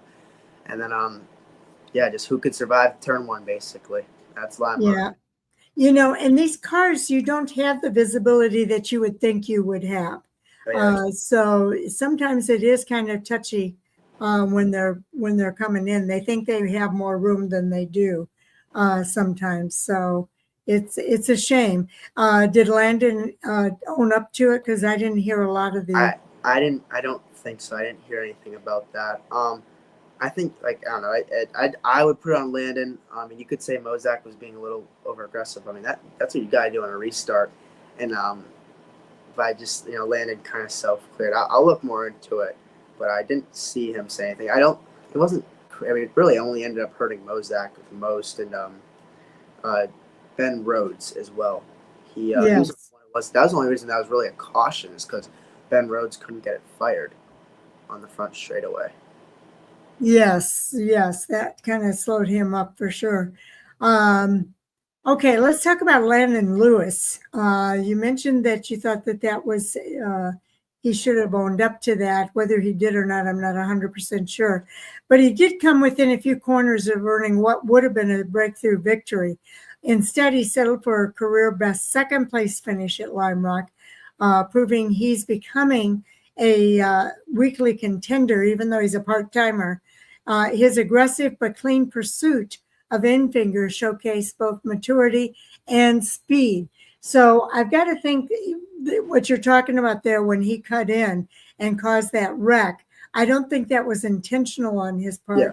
I think it's a visibility issue because I think he generally tries to be a pretty clean driver. Yeah. You also don't know. Like maybe his spotter said clear. I'd be surprised because the spotter stand is like deep into turn one, which would be a really bad angle. Like, you don't know. Maybe he was caught on the left rear. It looked like he just kind of came back up. But I'm very happy he didn't do anything dumb with in-finger. I like Landon Lewis. I was like, dude, just don't ruin your whole reputation here. Just race him clean, okay? Just don't do any of that. Also, shout out Nice Motorsports. Last two races, had a truck contending for the win. Landon Lewis and Tyler Wright, both part-time guys. I'd love to see them get full-time rides soon. Landon Lewis is full-time in the Cars Tour race, which I will be going to my first one ever on a Friday night at Norfolk. I'm so excited for that. Oh, that's exciting. Yeah. That's cool because Nice Motorsports, besides Ross's one-off races, ever since like Carson Hocevar, really hasn't been that good. They've been a 20th place team, and it's cool to see part-time young guys, be the ones who actually start to show them winning pace. Yep, I like that too. Okay, Jamie says, I just don't like the truck racing, just like he's not really into the ARCA racing. And that's okay. I kind of like both of those series, of the ARCA Menards as well as the truck series. It's a different style of racing. They're boxier. Their dynamics are different. They tend to be pretty aggressive in the truck series as well as the ARCA Menards series. But it's just a different style of racing, and I like watching the development of the drivers as they come through these series and see how well they develop before they get into it. Although I don't see a lot of people going from trucks to Xfinity or to the O'Reilly series anymore. They usually go either from ARCA to trucks or ARCA to O'Reilly. And so it just depends on which path they choose. I think he might have been trying to say he doesn't like when the trucks race like ARCA. I don't know if he was. I'm not sure, but maybe he was saying. Let me see. I don't like trucks racing. Like I don't know if he was saying like how he doesn't like ARCA, or whether he was saying like racing like they are in ARCA with all like the over aggressiveness. He says, I like truck races, just not inexperienced drivers sometimes. That's what I thought. Yeah. I get that. I mean, but, it's trucks. It's a heck of a lot better than we had a few years ago. I mean, a few years ago, this was like, oh, my gosh, yes. Carson Hocevar, Corey Heim, I was like, I promised myself I'd never watch another truck race again. I mean, I think, O'Reilly pulling that at Martinsville last year kind of put all the weight off the trucks. I think they've been a lot better. And if this is the inexperienced drivers, situations we have in trucks, I am A-okay with that. Way better. It's way better than what it could be. He says exactly. So we got it. So thank you, Jamie, for sharing that. We appreciate it. And okay, now moving on here. Landon Lewis. Restarts decided everything. So restarts were really important. If you're good on the restarts, you probably did good there. If you're not good on the restarts, that does not play into your favor. Passing was difficult once the field got strung out, making every restart pretty critical. Infinger's decision to restart from the outside lane proved to be the race-winning move, while several other contenders either gained or lost multiple positions in turn one after each caution. Lime Rock once again showed that restart execution can outweigh outright pace. What are your thoughts there, Jake?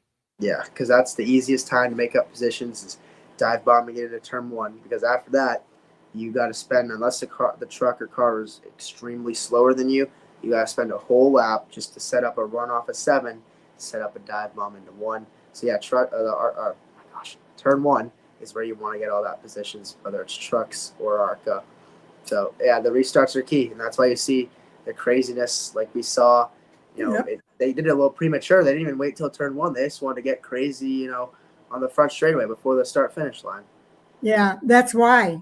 That's exactly why. So I'm glad we're able to kind of illustrate that here as to why these restarts are as chaotic as they are. There's so much on the line with just 4 races left in the regular season that these drivers are trying to get every little bit that they can. So a lot of times the restart, especially on a track where it's hard to pass, once they get strung out, the restart is the place to get that extra advantage. Okay. Any other thoughts there? Not really. Okay, Lime Rock continues to deliver. There were multiple contenders, frequent strategy changes, dramatic restarts, and unpredictable finishes. And then to add on to that,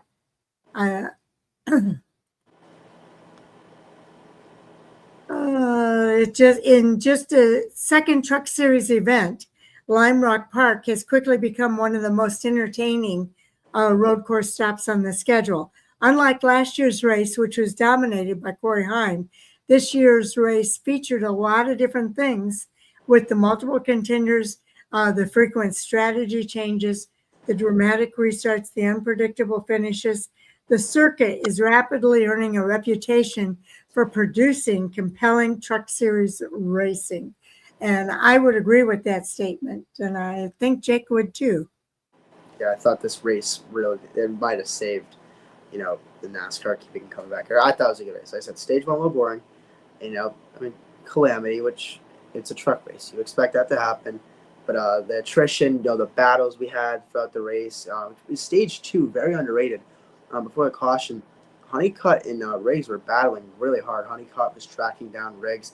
That was some great racing right there without all the, craziness. I thought it was a really good race. I thought maybe the best road course of the year for trucks. The only one I'd put San Diego maybe a little bit above this race, but I think it was definitely better than St. Pete and definitely better than Watkins Glen, even though, Honeycutt's able to get Watkins Glen. I think this was at least the second best road course race of the year. I think there were more contenders in this race contending up front. And I like that part of it. Jamie says, Infinger is the teammate a rookie would benefit from, great habits to copy. And I would agree with that. Infinger is a great role model. I wonder his influence, if any, on Isaac and Jason Kitzmiller, because they're the only other 2 teams that are affiliated with CR7 Motorsports, because they don't have a truck team. I'd be interested to see what their relationship is. Well, I know Grant Infinger sometimes comes into the ARCA Menards series to do spotting work for those guys. And I think they're affiliated also crew chief wise between all of those teams. I should have asked them that. I got to talk to Jason and Isaac. I wish I would have asked them about that. Well, next time you can ask them. Okay. I think I've already read the key takeaway on this one. So I'm not going to do that, but let's go ahead and move on now to the O'Reilly series. Because the O'Reilly series, there was a lot of talk about this O'Reilly series in this weekend because there were a lot of, I think we talked about it, the most cautions ever at an Atlanta O'Reilly series race. In this, we're going to talk about, let me bring it up on screen here again so you can see what our flow is here for this one. For the O'Reilly series, we are going to talk about Justin Allgaier doing it again, getting his 6th win of the season. We'll go over the race results. The championship picture becomes clearer. We'll go over the point standings. There was a double overtime that delivered super speedway chaos. Brennan Poole's heartbreak. I think he had a shot at winning this race, and he lost it there at the end. Nick Sanchez continues to show speed in a Peterson Motorsports equipment. I just think I was really impressed with Nick Sanchez this weekend. Experience wins at Echo Park Speedway, and Echo Park continues to produce must-watch racing. The biggest takeaway for this race is from Saturday night is simple. Justin Allgaier continues to be the benchmark in the NASCAR O'Reilly Auto Parts Series. And if Thomas Annunziata is Mr. Lime Rock Park, Justin Allgaier is Mr. O'Reilly Series. Even after adversity, he found a way to win, proving once again why he's the driver everyone is chasing when the postseason begins. Thoughts here about Justin Allgaier winning this race? Yeah, I mean, was I kind of disappointed? You saw Brennan Poole up there, even Kyle Sieg. Was I disappointed when those guys didn't get a win? Yes, but at least it was all there. At least it was a likable guy. Imagine the fan outrage if Austin Hill had won this race after all of that. I think people would have lost their minds. Yeah. At least Allgaier's a likable guy. Just shows the experience, able to get through all that carnage. I'm okay with a race like this every once in a while. I know people say it could be the worst race of the year because of all the cautions. I would give it a 7 out of 10 because, man, when they were racing, it was unbelievable. Like, this had a potential to be a 10 out of 10 race. It's not the first time this year O'Reilly's done it either. But it's kind of get a little messy, a lot messy this time. And it kind of got a little annoying towards the end. But, I still thought the racing itself was really good. We talk about ARCA and trucks having some, inexperienced mistakes. O'Reilly said, "Hold my beer." And there was a lot of that. There's so much to talk about this race, but I'm happy for Allgaier. I wish I was rooting for Brennan Poole so bad, but at least Allgaier won. At least I feel like everyone likes Allgaier. I've never met someone that says they didn't like Allgaier. He would have been the underdog, that's for sure, to come up and win that race. Okay, let's cover the race results here. Jake? Justin Allgaier, another win. I think it's his sixth this season. So, I can get a little tired of it, but, you got to like the guy. He's a great guy, and he's doing great. He saw what Connor Zilic did last year, and he could get more. He has more at this point this year by almost, I think Zilic only had one at this point this year. Yes. So, this could be something to look at. Can Allgaier get Zilic's 11 wins last year? I'll be interested to see. About tenth and a half over second place. Yep. And gained 68 points in this race after leading 15 laps. Carson Kvapil in second. He might have had the fastest car all day. Stage 1, Stage 2, he looked like the best car. Parker Retzloff in third. He was part of that wreck with Jordan Anderson. Yes. So Jordan Anderson came up, was Cruz, Sheldon Creed, Jesse Love, and Retzloff piled right in there. But apparently it wasn't too much damage. Gets away third. Sawalich was part of that wreck too. Leland Honeyman came down to him. I thought his day was over. I've been hard on Sawalich. Great run in fourth. Great way to say that. Anthony Alfredo keeps his hot streak running since San Diego. Even though he wrecked at San Diego, he's shown insane speed finishing fifth. Garrett Smith. And two top 5 finishes for Viking Motorsports. Yeah, that another time too. They've done that a bunch. Started off Rockingham last year. They've done it a few times this year. Garrett Smithley in sixth. Yes, you heard that right. Garrett Smithley, sixth place. Brandon Jones, after I think he brought out 2 cautions for getting loose in turn 4. Oh yeah, he got loose in turn 4, hit the wall, and that brought out a caution to end stage 2 at lap 90. And then he's the reason for he's the reason for Corey Day and Taylor Gray's wreck because he got loose again out of turn 4. Everyone checked up. Somehow gets 7th and the fastest lap. Kyle Sieg, who I was watching for a while, finishes 8th. Great run for them. Raja Karuth, who was part of that Austin Hill wreck off of Nick Sanchez's front end, comes away in 9th in the Hendrick Motorsports car. Way to take advantage of that. Jeremy Clements in 10th. He was running top 5 for a lot of this race. Yep. Fun. Got back to top 5.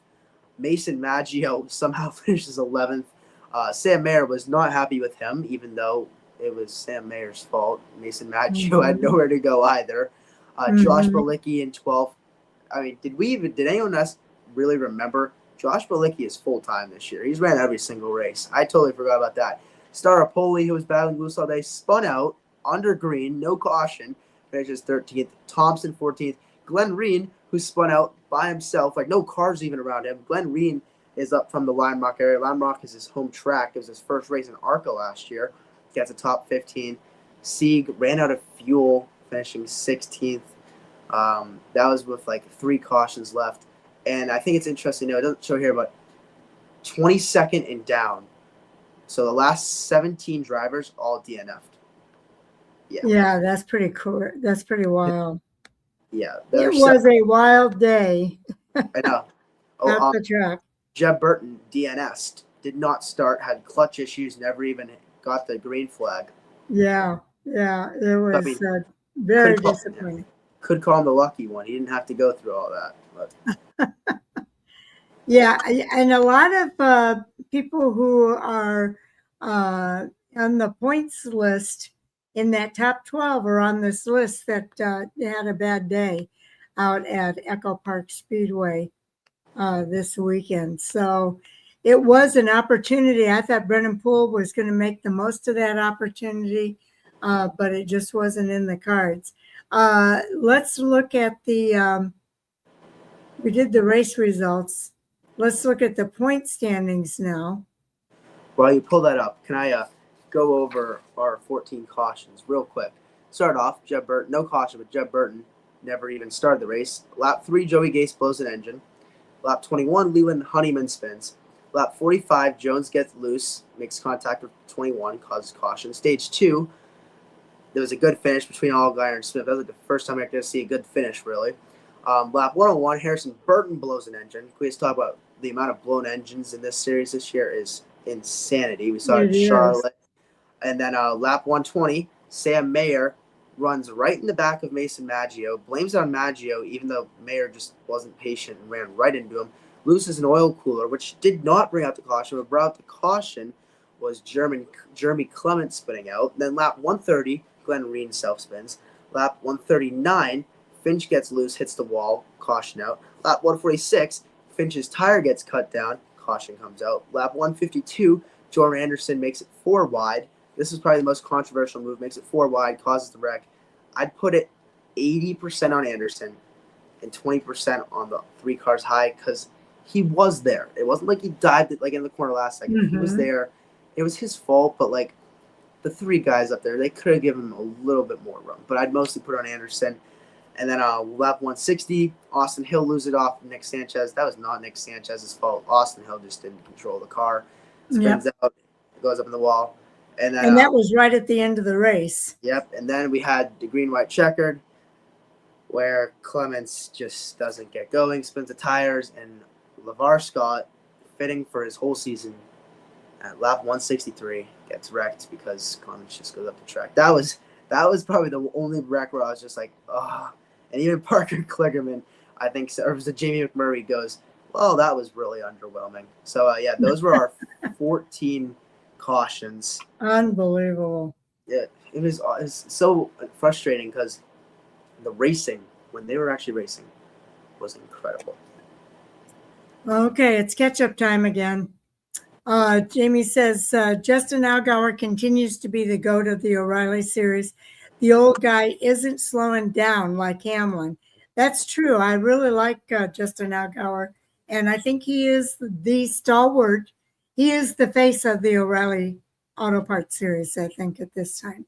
Hunter says, hit a banger with parlaying both biking cars to the top 10 or top 5. Yes, I thought that was fantastic.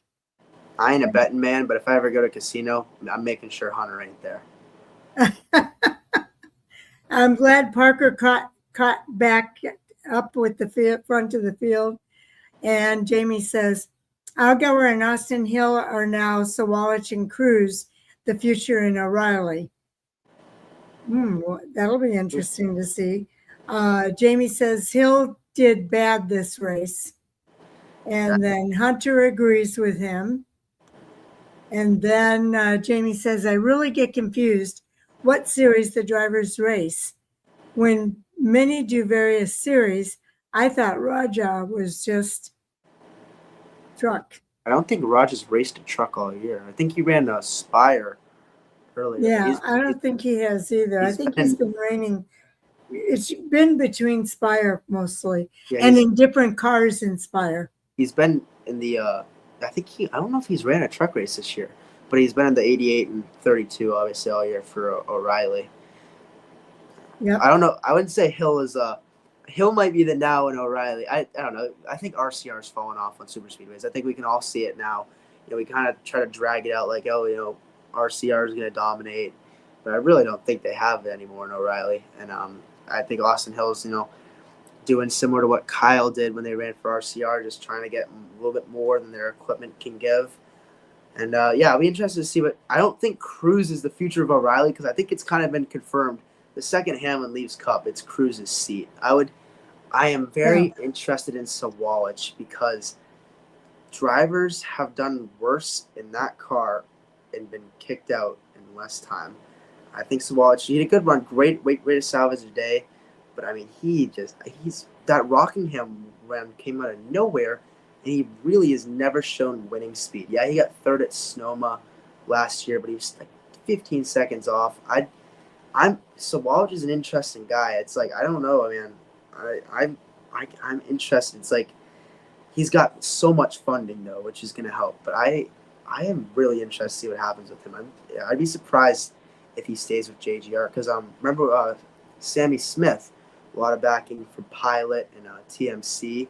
He only got 1 year in that 18 car. He had one win in his first year. Yep, it's going to be interesting. Jamie says P4 finish. Yeah, great way to salvage it. He got some damage in that Anderson wreck. So I'll get to him. Great way to salvage it. I thought he was out of it, honestly. Yeah, and I had that feeling a couple of times this weekend as it relates to that. All right, so now let's talk about the double overtime, delivering the Speedway chaos. There was a double overtime here, and do you think the drivers like it when they go over into overtime? Do they see it as like a second chance to make up momentum, do you think? Depends on who you are. If you're a driver who was running, first or second in that before the overtime hit, you're probably pretty damn pissed. But if you're any other driver, probably pretty happy because that's one more opportunity, bunch the field back up and give you another chance. So I think all of them, yes, except for who's ever running first, really. Okay. So at that point would have been was Hill in the front row? I think Hill was in the front row when that Clements spin happened, I think. Oh, okay. Okay, I see what you're saying. Okay, now Echo Park Speedway once again lived up to its reputation for unpredictable racing. The nearly 4-hour event featured multiple crashes, dramatic restarts, and a double overtime finish, with the race not decided until the final lap. The draft kept several drivers in contention right up to the checkered flag. Thoughts there? Yeah, the fact that wasn't even close to our longest O'Reilly race of the year. That's just still fascinating because of San Diego. Except the cautions get a little annoying. I'm okay with one of these races every once in a while. Like we kind of had one with this last year, but the racing besides the cautions was still really good. And I think it's just drivers going hard as they can. It's a fast track, and what I do like about Atlanta now that's kind of got worn in is there's very little difference in the racing between the Cup and the O'Reilly car. We talk about all the time how much better the O'Reilly car races at all these tracks compared to Cup, besides maybe the mile and a half. And even then, I think O'Reilly runs better. But this racetrack, I mean, if you had not shown me the cars and just showed me the silhouettes, I don't know if I'd be able to tell the difference between the Cup and O'Reilly cars out there. Oh, that's interesting. Because there are a lot of differences between those cars, which is why the drivers struggle when they make that jump from Xfinity up to Cup. So we'll have to, I don't know, it's going to be interesting. Jamie says, I do my driver win in Nashville in Cup. So he's a Denny fan. Yeah. He must be a Denny fan. Yeah. Pretty sure Denny lives on Lake Norman. He does. So, do you live near Denny, Jamie? Let's see. Stage cautions take so much time and should leave O'Reilly series to see how it works out first. I I I heard more of a call for that. I'm personally not in favor of it.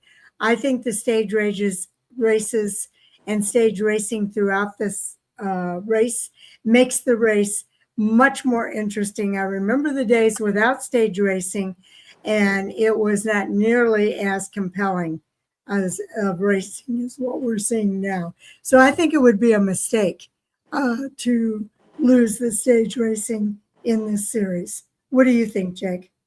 So I've always been I'm support stage points. I don't like stage cautions just because it bunches up the field, but I think we've also been robbed of some really good strategy races because of the stage cautions. Now I was pretty young. I think we went over to stages in 2017, so that means I'd have been 8 when that happened. I remember a good amount the racing before that. I just remember a lot more fuel strategy races, which I personally find more exciting. But like, especially a race like Atlanta, like it did not benefit by having the stage cautions. The racing was so good anyways. I think it was really meant, back in 2015 to 2017, we had those long, grueling mile-and-a-half races where there'd be a 5-6 second lead. That I think is why we kind of jumped the gun a little bit. And like I said, I'm all for stage points. And even though we might lose a few of the like jumbled up races that get a little bit better because of stage cautions, I think a few more fuel mileage races, like how we still have Pocono, but if you remember 2015 Pocono, where Kyle Busch and Joey Logano both ran out of fuel on the last lap. But I think races like that we get back, and in my opinion, I think go to offset. But I know I am one of those people. I'm okay with points, not the caution. Right. But I see the benefit. I can see the benefit of the cautions. I think it can be a little like a bit of a petty. Like I feel like it's just weird saying like I like how it jumbles up the field just because like what if someone's like a 10-second lead? I don't know. There's good. This is like one of the I think the like most even debates in NASCAR. There's great points to each side. I think no matter what though, stage points have to stay. I like that idea a lot. I do too. He is offering some clarification here. Jamie says, no, I meant OTs. I like because Joey benefited in the Cup Series so good in O'Reilly too. The overtimes. So he likes the overtimes. Yeah, I like the overtimes, though I wish we did them how ARCA did it. I don't like how if we cross the white and there's a caution, the race just ends. That's the only thing I have a problem with. I'm okay with the green and white checkered. It's just I don't like how I don't like finishing under caution, and I don't think that we should have like a race go to the white flag and then finish under caution. And he's referring to 2024 Nashville 5 overtime Joey Logano. I'm not like a Joey hater, but my dad picked Joey that race. I don't think I've ever been so mad at a NASCAR race in my life. And that thing went to 5 overtimes, and I was like, "There's no way he's saving that much fuel." And that race ended. My dad called me the second it ended, and I almost lost it. I was like, I just watched that whole race for Joey to win. But I can imagine as a Joey fan, that must have been the most fun race. Yeah, well, I think Jamie is a Joey fan. Yeah, I forgot he is a Joey fan, so he must have been electric that race. Yes, yes. Okay, let's talk about Brennan Poole's heartbreak. Brennan Poole appeared poised to pull off one of the biggest upsets of the season. He was leading late and had himself in position for a career-defining victory, but Allgaier's perfectly timed last lap move denied Poole of the win, leaving him with a runner-up finish that was both impressive and frustrating at the same time. We mentioned Brendan Poole when we were kind of introducing this section. I think a lot of people would have saw that as a big deal if Brendan Poole had won that race. Yeah, I remember he was close at Daytona. He was leading on the back straightaway, didn't get the run. Unfortunately, I think he finished like 20th on Saturday. I'd kind of blame that on Nick Sanchez. I mean, it was an aggressive move to the middle, which I'm okay with, entering turn 1, but he just lost it. The second he made the move, Nick Sanchez just lost it right up into Poole. That's That's not Nick. That's not Brendan Poole's fault. He didn't go try to block him. That would have been a dumb block. He stayed up there, and I don't think he was going to get the race anyways. Because even if Nick Sanchez hadn't a wreck there, Poole had no help. But yeah, I'd put that 100% on Nick Sanchez. He don't like the move was good. He had Retzloff helping him, I'm pretty sure, but just the second he made the move, just lost it right into Poole. And man, it's like every race, like the race of attrition. Brendan Poole's always there, just waiting for the day where he finally gets it. That everyone is going to love that. Another guy, I feel like just everyone loves Brendan Poole. And some of those wrecks at Echo Park Speedway, I think, were the result of the air that kind of gets pushed in between the cars. It's not the drivers necessarily bumping those guys, but their car is in position for the air to kind of impact those other drivers. So I think that's things that these drivers are going to be working on between now and the next year when they race O'Reilly. It's going to be tough for Nick Sanchez because he hasn't raced. He ran like one race at Chicago. I think he raced Chicagoland. But before that, he hadn't raced since Rockingham. And what I do love about Atlanta is it's like not literally, but you can see the air. And if you understand the aerodynamics of NASCAR, you can see like if the guy's on a corner panel, you can see how he's going to get around forward. You can see door to door how it's going to suck him back. And they talk about dirty and clean air, like this O'Reilly race and even the Cup race to an extent. You could almost see the air.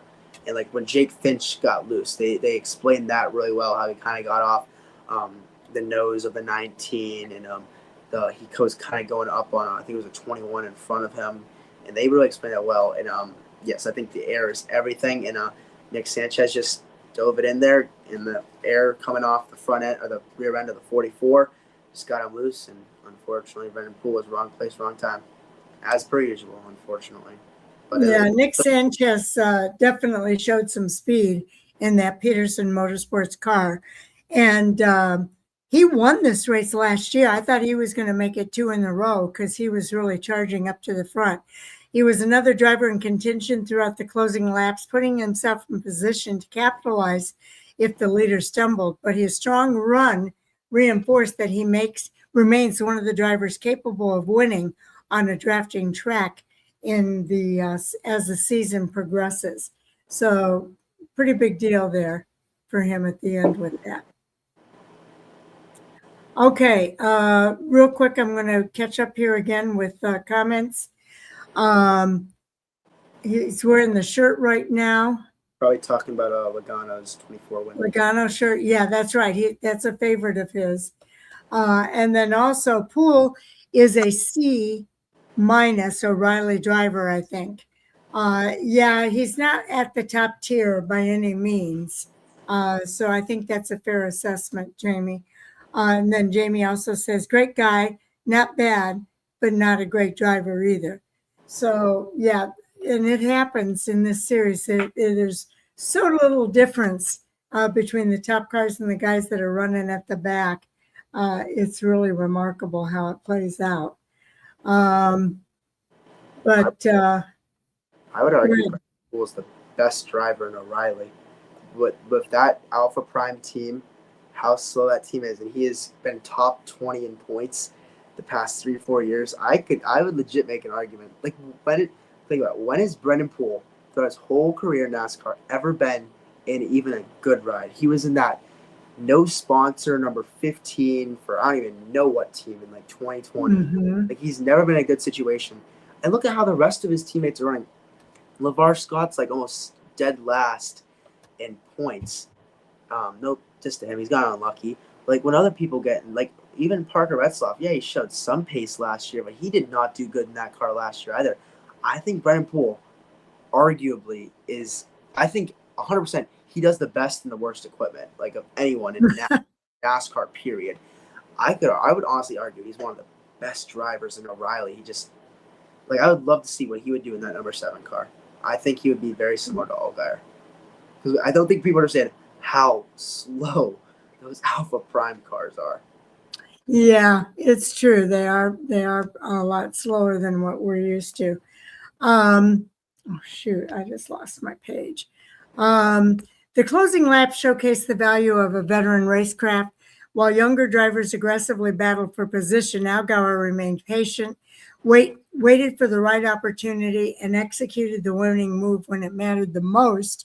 It was another reminder that experience often pays dividends in super speedway style racing. And that is so true. Your thoughts about those closing laps? I was just rooting for I was just rooting for the underdog. I was rooting for Brendan Poole, even Nick Sanchez. I wanted Kyle Sieg. If Kyle Sieg would have won, that would have been crazy. Felt bad for Ryan Ellis getting caught up in Austin Hill wreck. Yeah, like I said, Justin Allgaier winning. Just look at the box score and think, oh, just another race Allgaier dominated, and it was anything but that. It just shows how good he is, how he was able to win that race through all the attrition, everything like that, staying safe. No one really talked about it, but Austin Hill damn near wrecked him going into turn one with like 8 Yes. to go, and Allgaier fell back a lot. Yes. Like that. Hill was just kept going at him down the front straightaway, and then finally got him even harder, and he fell back a bunch, and able to recover like that. I mean, is Allgaier wanting the most exciting thing that could have happened? Probably not. Best storyline? Probably not. But you have to give it to him. Probably the most impressive. Yes, I would definitely agree with that. Echo Park continues to produce that must-watch racing. The reconfigured Echo Park Speedway once again delivered one of the most entertaining races of the O'Reilly Auto Parts Series season. Tight drafting, frequent lead changes, and dramatic and late race strategy created another memorable finish, reinforcing the track's reputation as one of the NASCAR's premier action venues. So, thoughts here? I think it's the best track in the sport. Okay, well said. You can't say it much better. J.A. did recover good from the bump from Hill late, almost didn't have it. Yeah, he really did recover pretty well, all things considered, in a short amount of time. Jamie Schweitzer says, difference between an underdog and a lousy driver for me is Poole understanding and LaJoy being a completely lousy driver. I actually agree with that 100%. Okay. But he's not the greatest. Okay, and it's definitely going to be interesting. Okay, I'm going to move over now to the Cup Series before we completely run out of time here. And in the Reilly Series, the biggest takeaway before we move on from Saturday night is simple. Justin Allgaier continues to be the benchmark of the O'Reilly Auto Parts Series. Even after adversity, he found a way to win, proving once again he's the driver everyone will be chasing when the postseason begins. But moving into our Cup Series here, Ryan Blaney returns to victory lane in dramatic fashion. The Fords did show up this weekend as Team Binsky is building momentum. We'll give you the race results. Then we'll talk about the chase pressure continuing to build and the point standings in the bubble there. Overtime produces another Echo Park Classic. Rain and lightning add another twist. Carson Hocevar continues to his breakout season, and Christopher Bells keeps the pressure on. Bubba Wallace's strong finish disappears, and the in-season challenge intensifies as Echo Park delivers yet another win. So, thoughts here? Yeah, that was a great race. I'm going to be completely honest with you. I went to bed during the rain delay. I had a golf tournament at 7 in the morning this morning. I had to leave at like 6. Yes. I was not trying to stay up to 2 in the morning. So I got to about 10 or so last night. So right after the start of the rain delay, and then watched again this afternoon. I thought it was a great race. Barring the red flag, I'd say it was an 8.5 out of 10. I know people are really high on it, but I think especially if you watch the whole thing live, the 3-hour rain delay might have left you with everything after it with a bit of rose-colored glasses. Stage 1 was the I thought it was interesting how Larson and them were able to catch them by the end of the stage, but for a bit, kind of got single filed out. It reminded me of the train days a little bit, You had the 3 Penske guys, and someone else was up there too.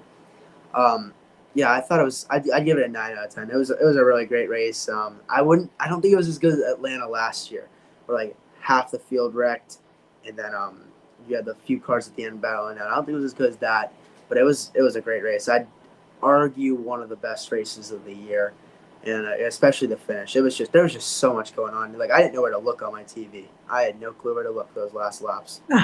I know. I was looking for it too because I had fallen asleep. Jamie says he woke back up and followed the rest of the race. And Hunter is saying, Kawapel continues to impress me. Doesn't matter what car he's in either. And that is so true. Jamie says top 3 so far, in the top 3 so far. I think Blaney added his name to the contenders for the championship with his win at Atlanta this weekend. So I think we've got a big 3 that's starting to develop here between Reddick, Hamlin, and Ryan Blaney. Thoughts?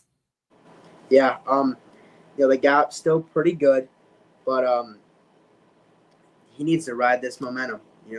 Ford's only really ever been good in the next gen car at the short flat tracks. You have North Wilkesboro, you have Richmond, you have Iowa, you have New Hampshire coming up. He's got to take advantage. He really hasn't shown top 5 pace, not even top 5 pace all this year until yesterday.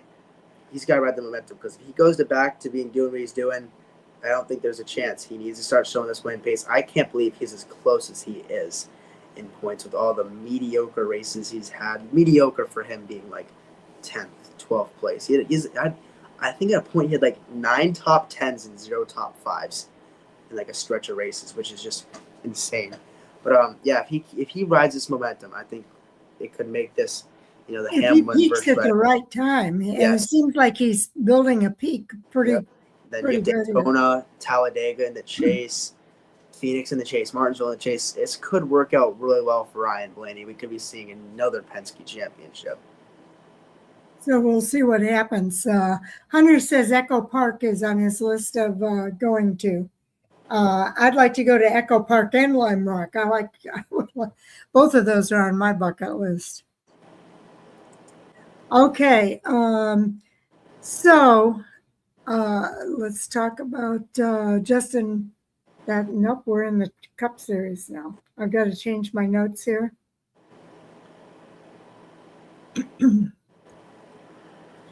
Okay, Ryan Blaney returns to victory lane in dramatic fashion. He delivered one of the most dominant performances of the season.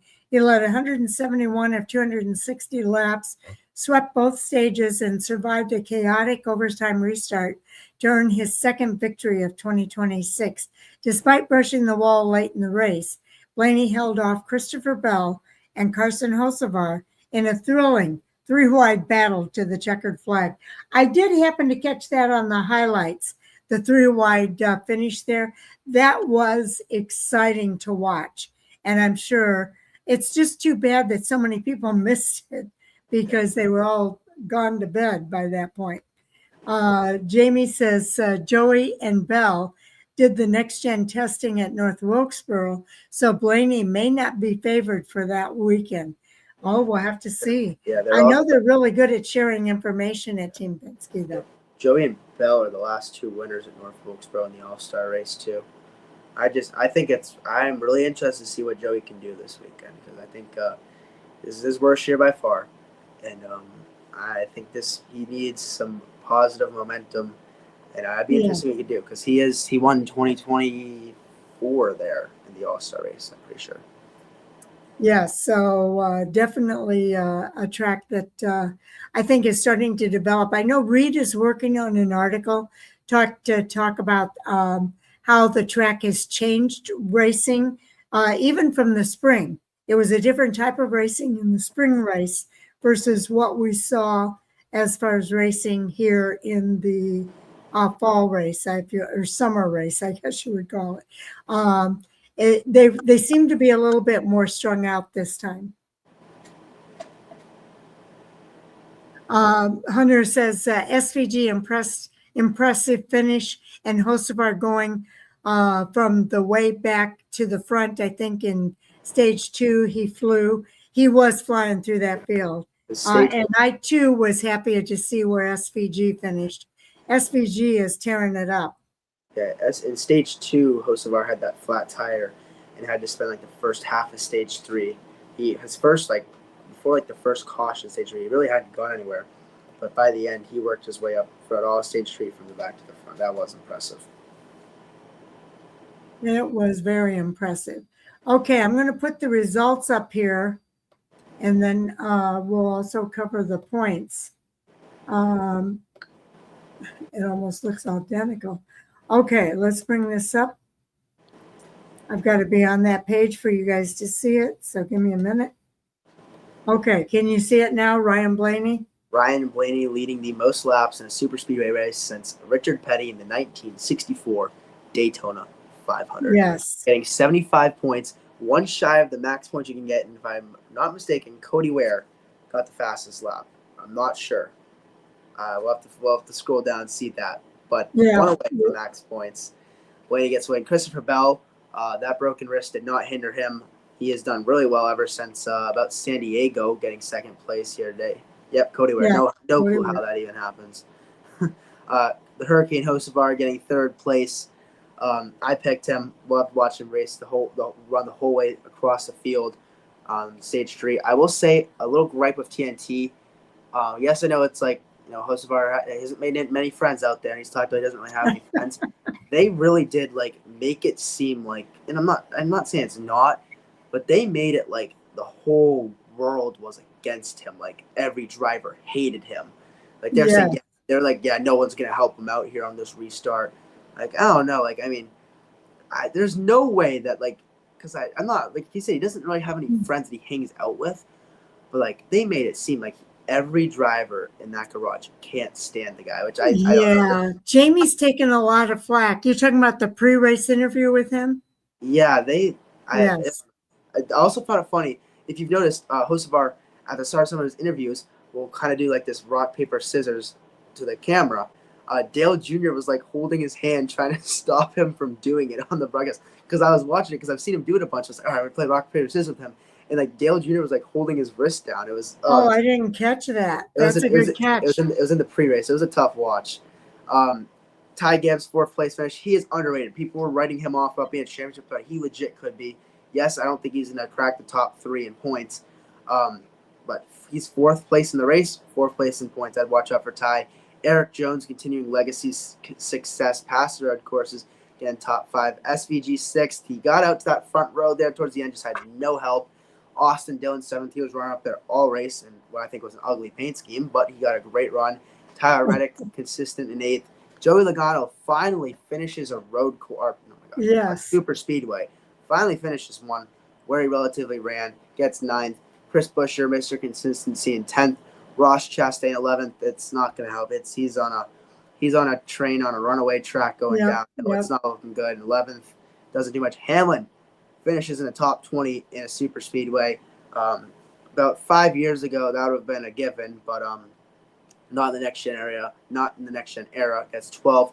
Chase Elliott 13th. Hometown crowd. They definitely pumped in some. They made the crowd noise really loud when he took the lead. That was cool. Custer top 10 or top 20.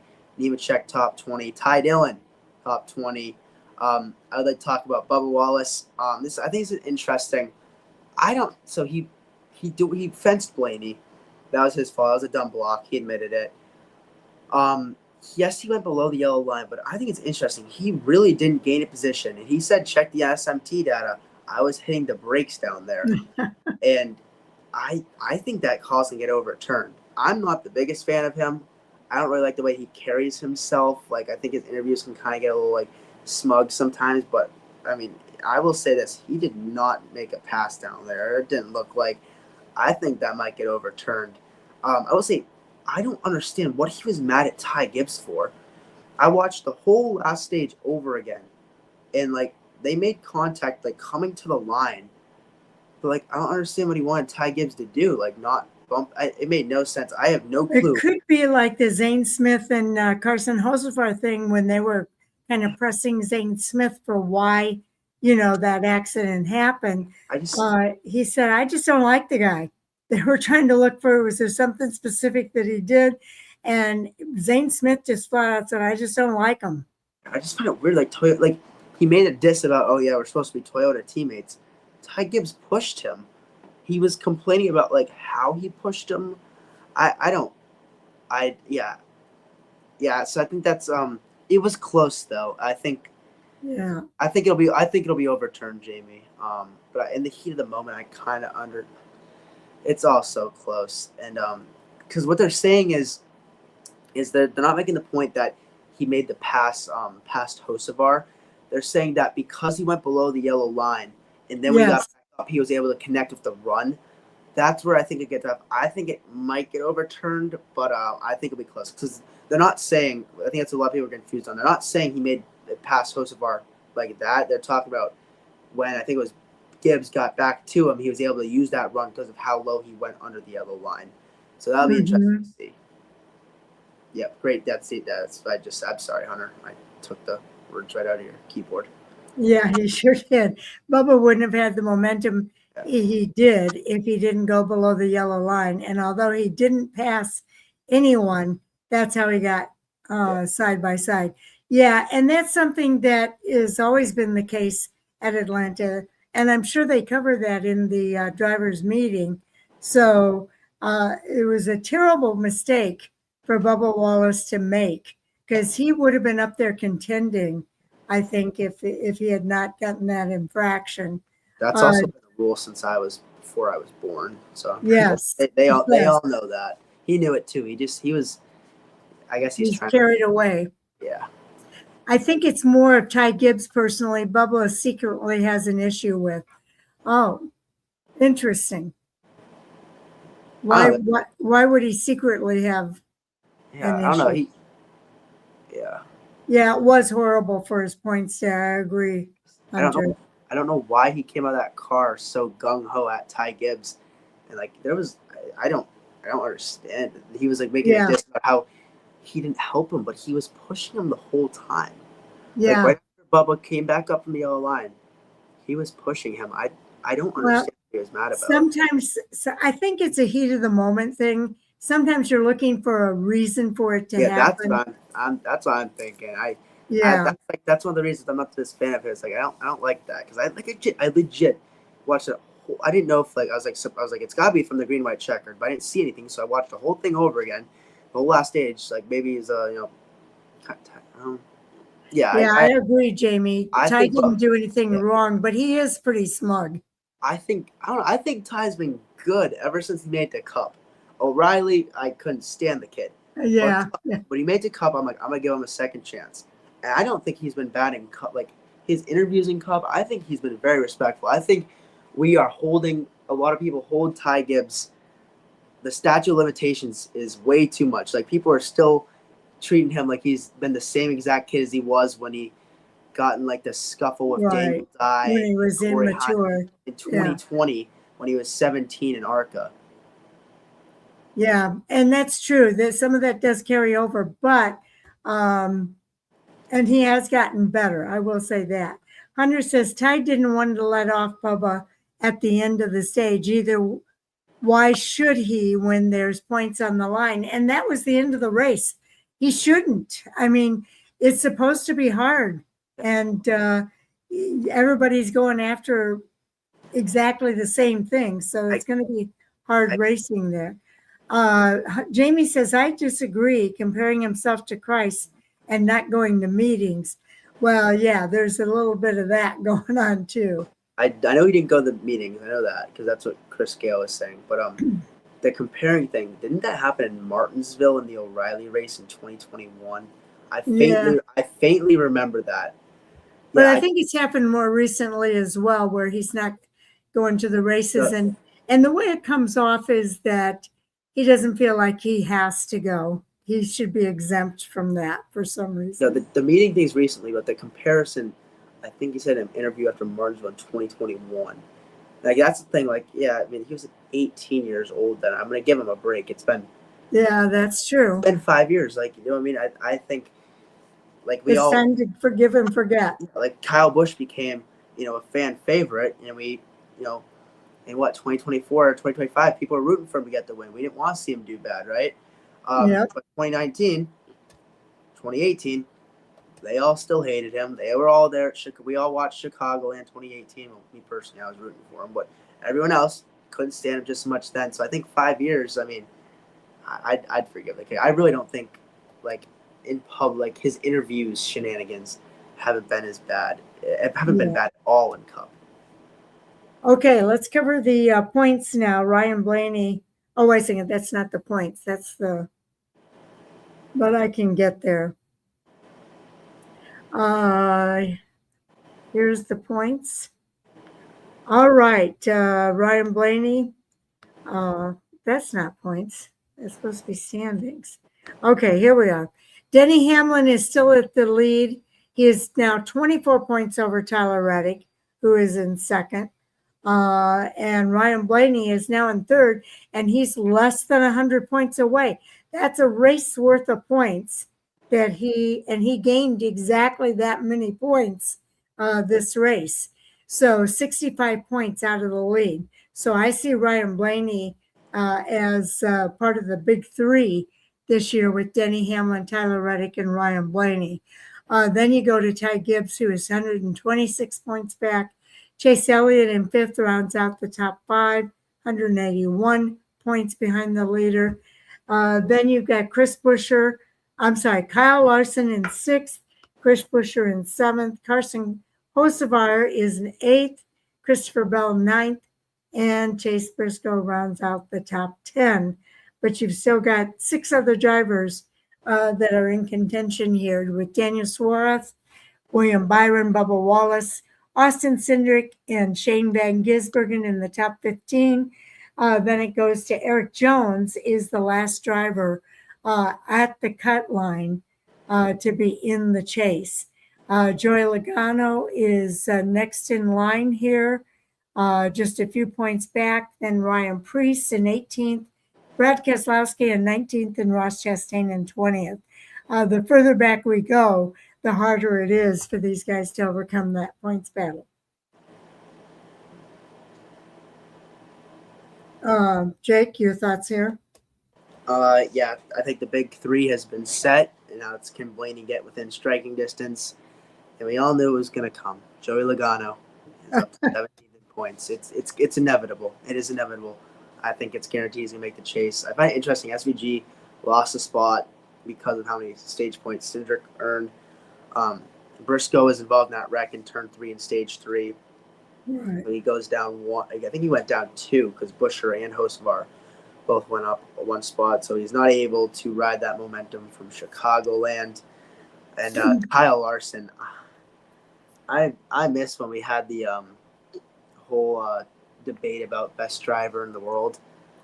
He's done that so many times recently. He just gets loose. He did it twice, or he did it once. The second time was not his fault. He was checking up. And the second time was his fault. He self-cleared around Denny Hamlin. I don't know. Kyle Larson's just I can't tell if he's over driving it. I don't know because I think he's over driving it still. We've seen this since Hendrick was yes arguably better last year, and he did the same thing in the Coke 600 last year, and he did it at Chicagoland last week. He does it at Atlanta twice this week. Yes. Jamie is saying, Bell, I'm not sure about making the chase. Just like with Joey, we shall see. I think Bell should be safe. I mean, he's ran. I think Bell's going to be okay, yeah. And then Jamie says good night to Hunter, as we all do. And we just want to say thanks, too, for participating tonight.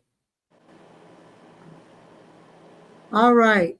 So our next topic here has to do with the overtime. The chase pressure continues to build in this series, and the bubble. So let's look at the bubble here. Who's in, who's out, who has a chance of getting in, and if they get in, who do they kick out? I hope Eric Jones stays in it. That'd be cool. Yeah. Is Joey going to make it in? think he will. I think it is it's inevitable. Now, if he wins this championship, I because it is an even year. It's an even year. Chastain's out. I 100% agree. Now, I don't. He's 46 points out or 45 points out, so I just don't think that Trackhouse is good enough to get on a heater. How devastating for Allmendinger, though. The only day he couldn't have had today was what he had. Dropped 3 spots. He went from, I think, 19th in points all the way down to 22nd. Devastating for him. Yes. We've seen Eric Jones. He's been really well the past weeks, but what have they all been? Intermediates. He did okay at the road courses, but Pocono, Nashville, Michigan, and then Chicagoland.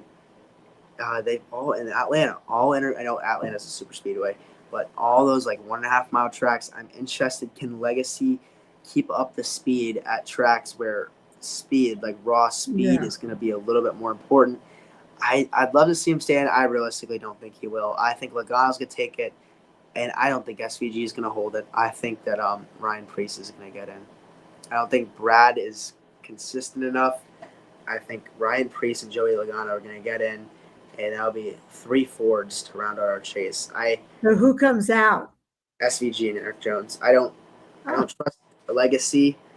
I'd love to see happen. I'd love to see both. If it could end right now, I'd be okay with that. If they could say like this, I'm okay with that. I'd love to see SVG make it. I'd love to see Eric Jones make it. I just don't see it happening. With the races we have left, I think the races we have left actually help SVG more than they do Eric Jones. Unless SVG can have some crazy days at these short flat tracks, like if he has an insane, like a top 5 run at New Hampshire and Logano doesn't do great, I don't, because it's weird because the tracks the Fords are actually good at just so happen to be the tracks that SVG might be okay at. I think Joey and Ryan get in. Okay. Now, Jamie is saying he thinks Eric Jones will get in before Joey, unless Joey wins a race, I think. And has Joey won at Indianapolis before? I was thinking he had. Did he in 2017? I might be. Okay, so it was pre-next gen. Oh, yeah, it was definitely pre. Yeah, because last year was the only oval race last year was the second year of oval races we had because Larson won in 24 and Bubba won last year, if I'm mistaken. Because the years before that were all the Indy road course ever since 2020. The thing is to look at these upcoming races and try to figure out if Joey's going to win any of those. I don't know if I don't think he'll have winning pace, but Penske should at least be like tolerable at these short flat tracks. And I don't trust Legacy's pace at the tracks where pace is everything. 1.5 miles, so you can get away with some aero. Yeah, I think Norfolk Expo is Joey's best chance. I agree. Yeah. I don't trust Legacy. I don't trust their speed at Norfolksboro or Iowa. I think Indy could be a good opportunity. I think it's going to be close between Joey and Eric Jones. I don't think SVG is going to hang on for much longer. Oh, okay. So we'll see what happens. I'm pulling for him to stay in as long as he possibly can. But you're right. I don't think it's going to be too much longer before he slips back. Okay. We talked about the overtime producing another Echo Park Classic. Rain and lightning is another twist to the points. And Ricky Stenhouse. Did I say Ricky Stenhouse? That's not what I meant to say. The overtime produces another Echo Park Classic. Rain and lightning added another twist. And that brings me to the late race start. I know when they were on Prime, they were able to change the time of the race to an earlier time to avoid the rain, and that worked out fantastic.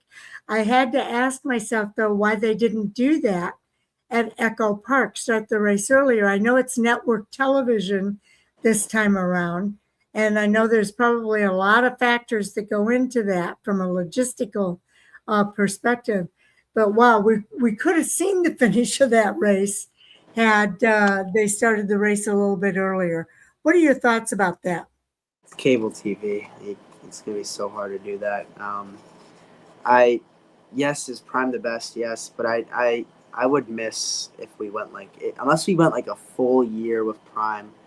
I mean, it's kind of the stuff you have to accept. You're gonna have a late evening summer race in the South and anywhere in America really, but especially in the Southeast, you get thunderstorms almost every Yep. late afternoon. So we gotta expect and. Maybe I gotta stop planning stuff Monday morning so I can stay. I usually stay up for these things. The late, it's usually the afternoon ones I might get a little dozed off for, but the late night ones I'm usually determined to stay awake. But Yes. Jamie says, I thought the same thing. The earlier start would have been better.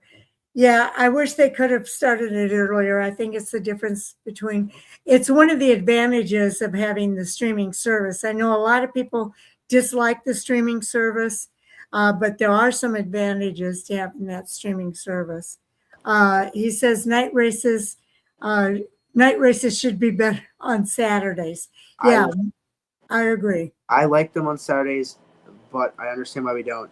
You gotta look at the TV ratings. Oh my gosh, it is atrocious when we have Saturday night races. Like the Saturday night race versus Sunday night race, we legit lose almost 1 million viewers. Yes. It is ludicrous. And I like those races though. I do too. But Yeah. the business does not. Like it is. I don't understand how it works, but there's I think we'll be interested to see because this race last year was a Saturday night. I'll be interested to see this race last year versus the race this year, which isn't going to be the best comparison because last year didn't have that crazy delay, even though we did have the long red flag. But yeah, you can look at our Saturday night races versus Sunday night races. It is I don't understand. It's preposterous the amount of views we lose. So I can understand why we don't. I like Saturday night races more, but the business, the economic side of the sport that makes the sport go around, don't like it. And that's what matters with this sport. Oh, okay. Let's talk about some of the drivers here. Well, Team Penske building momentum. Have we gone over the points? We did go over the points, right? Yes. Okay, Carson Hocevar continues his breakout season, once again proving that he belongs in the Cup Series Rising Stars.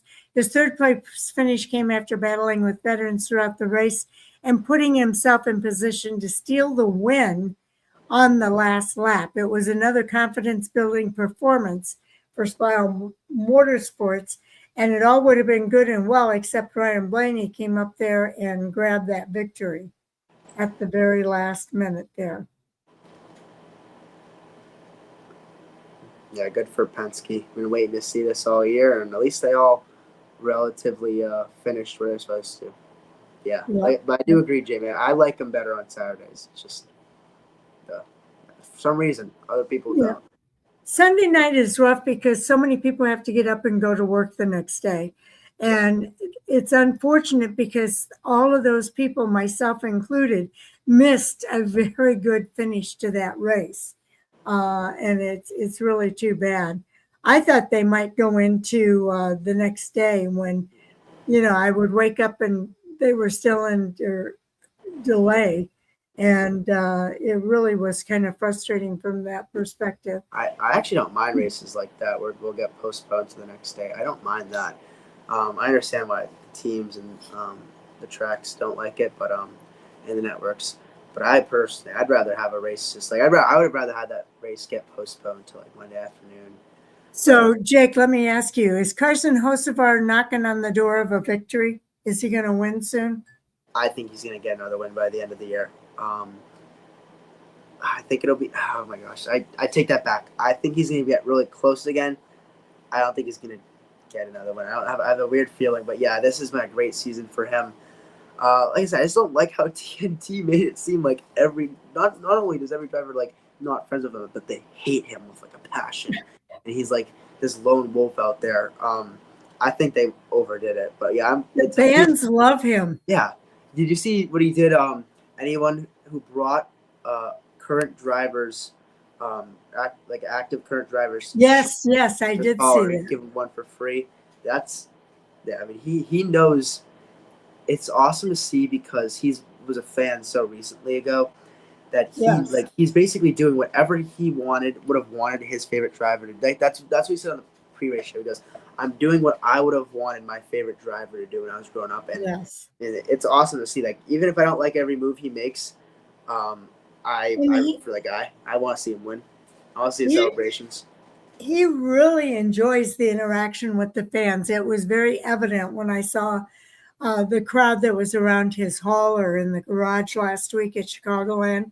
And then you could see it when they showed the pictures of him at his merchandise hauler trading T-shirts with everybody.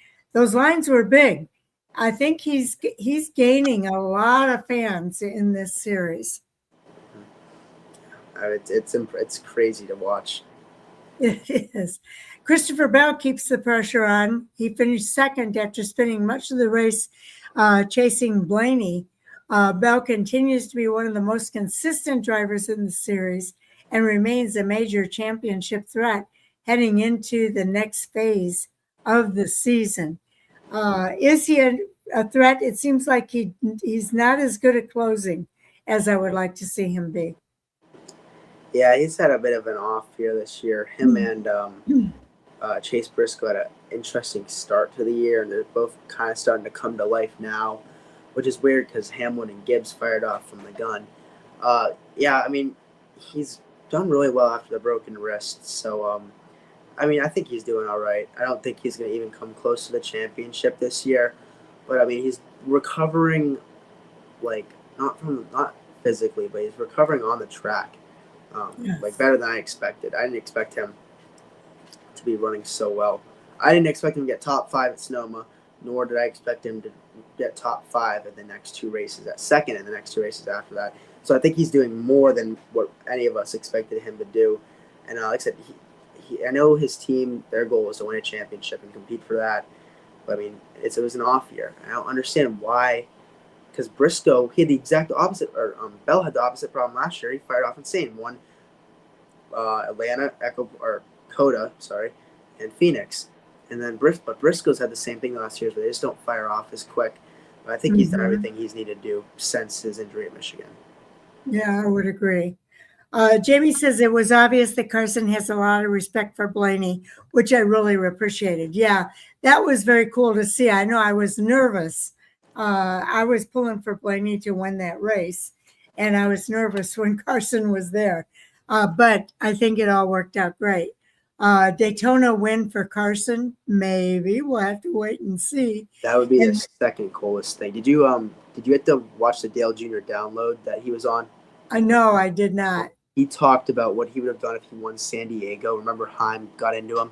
He said he would have driven like on the back straightaway where the Red Bull like signs were, jumped in the ocean, and like had one of the Navy guys rescue him. He was talking about how he was looking for an opening in the gate, and he was going to drive his he was going to try to drive the car like into the middle of the Air Force base or the naval base, and just do donuts like in the middle of the naval base, like way away from the track. He was going through all his stuff. He was like, I was trying to find a way to drive it on the aircraft carrier.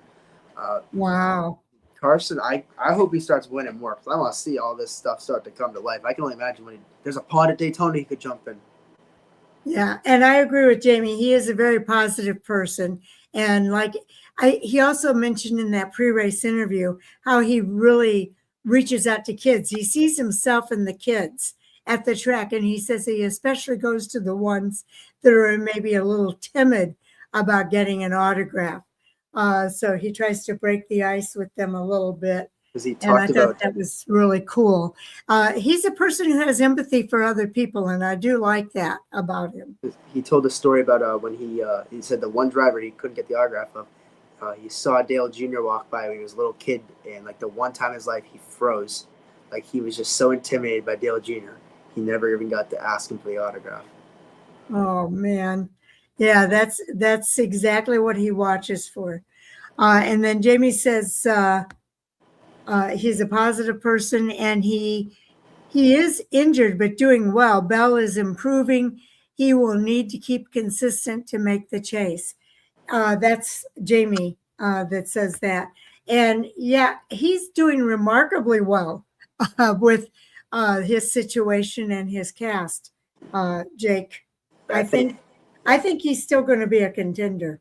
I don't think he'll contend for a championship. He'd have to go on a crazy chase run, but I think he's safe to be in the chase. Like, I don't think, unless something terribly wrong happens in a bunch of races, I think he'd probably get in around the 10 or 11 seed, which just it's not. That would be a shame. You have to go on a Tony Stewart level run to win a Yeah, championship. he did mention that.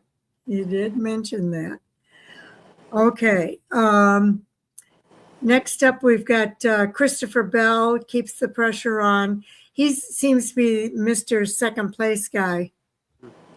Yeah, last 2 weeks. Yep. And Christopher Bell keeps the pressure on. Or not Christopher Bell. Bubba Wallace had a strong finish that literally disappeared before his very eyes when he went below that yellow line. I'm shocked that he would not know that he cannot do that. Or was it a situational awareness thing? Well, he said that the car got loose when he made that big dive down, which you can expect. He knew that was going to happen. The car's just not going to stop on a dime after getting by Hocevar. But I think what he was thinking is that they were saying he got past Hocevar down there. I don't think he was realizing that, it's not necessarily advancing your position below the line, but it's being below the line to advance your position. He got down there, was able to use that run, then get a push from Gibbs, which then he got him by Hocevar. So I think again, he had a lot of heat of the moment right after that race. Don't know why on earth he was mad at Gibbs, and then I don't think he quite understood how that rule worked. There's a slight chance. At least he got the push late enough that he could. There's a slight chance that it might get overturned, but I really don't think it will. Yeah, I don't think so. We'll see what happens, but you just never know anymore. I thought that they would penalize some of those guys that were aggressive in their driving, but they didn't. So we'll see what happens. Jamie says, I don't believe that he attempted to pass under the line. Not necessarily did pass, but attempted.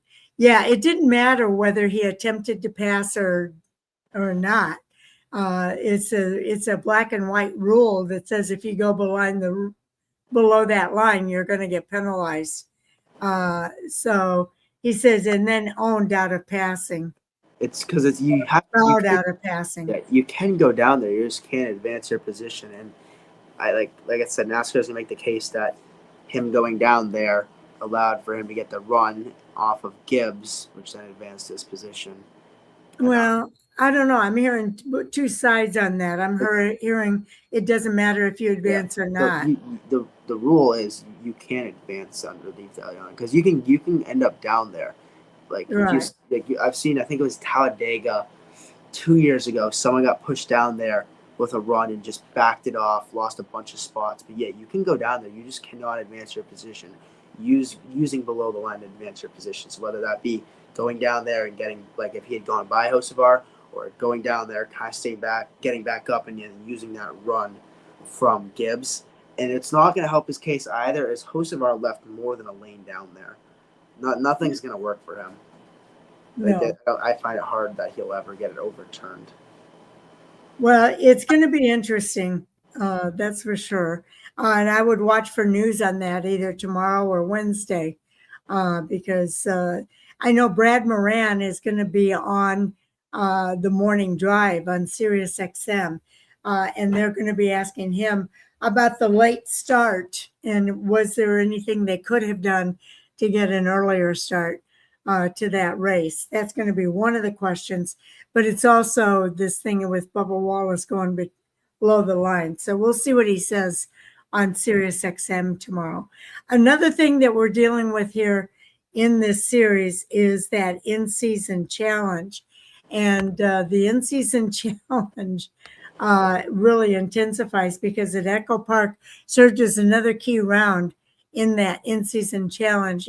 Every finishing position mattered, with the drivers battling not only for the race results, but also for the achievement, advancement in the tournament bracket.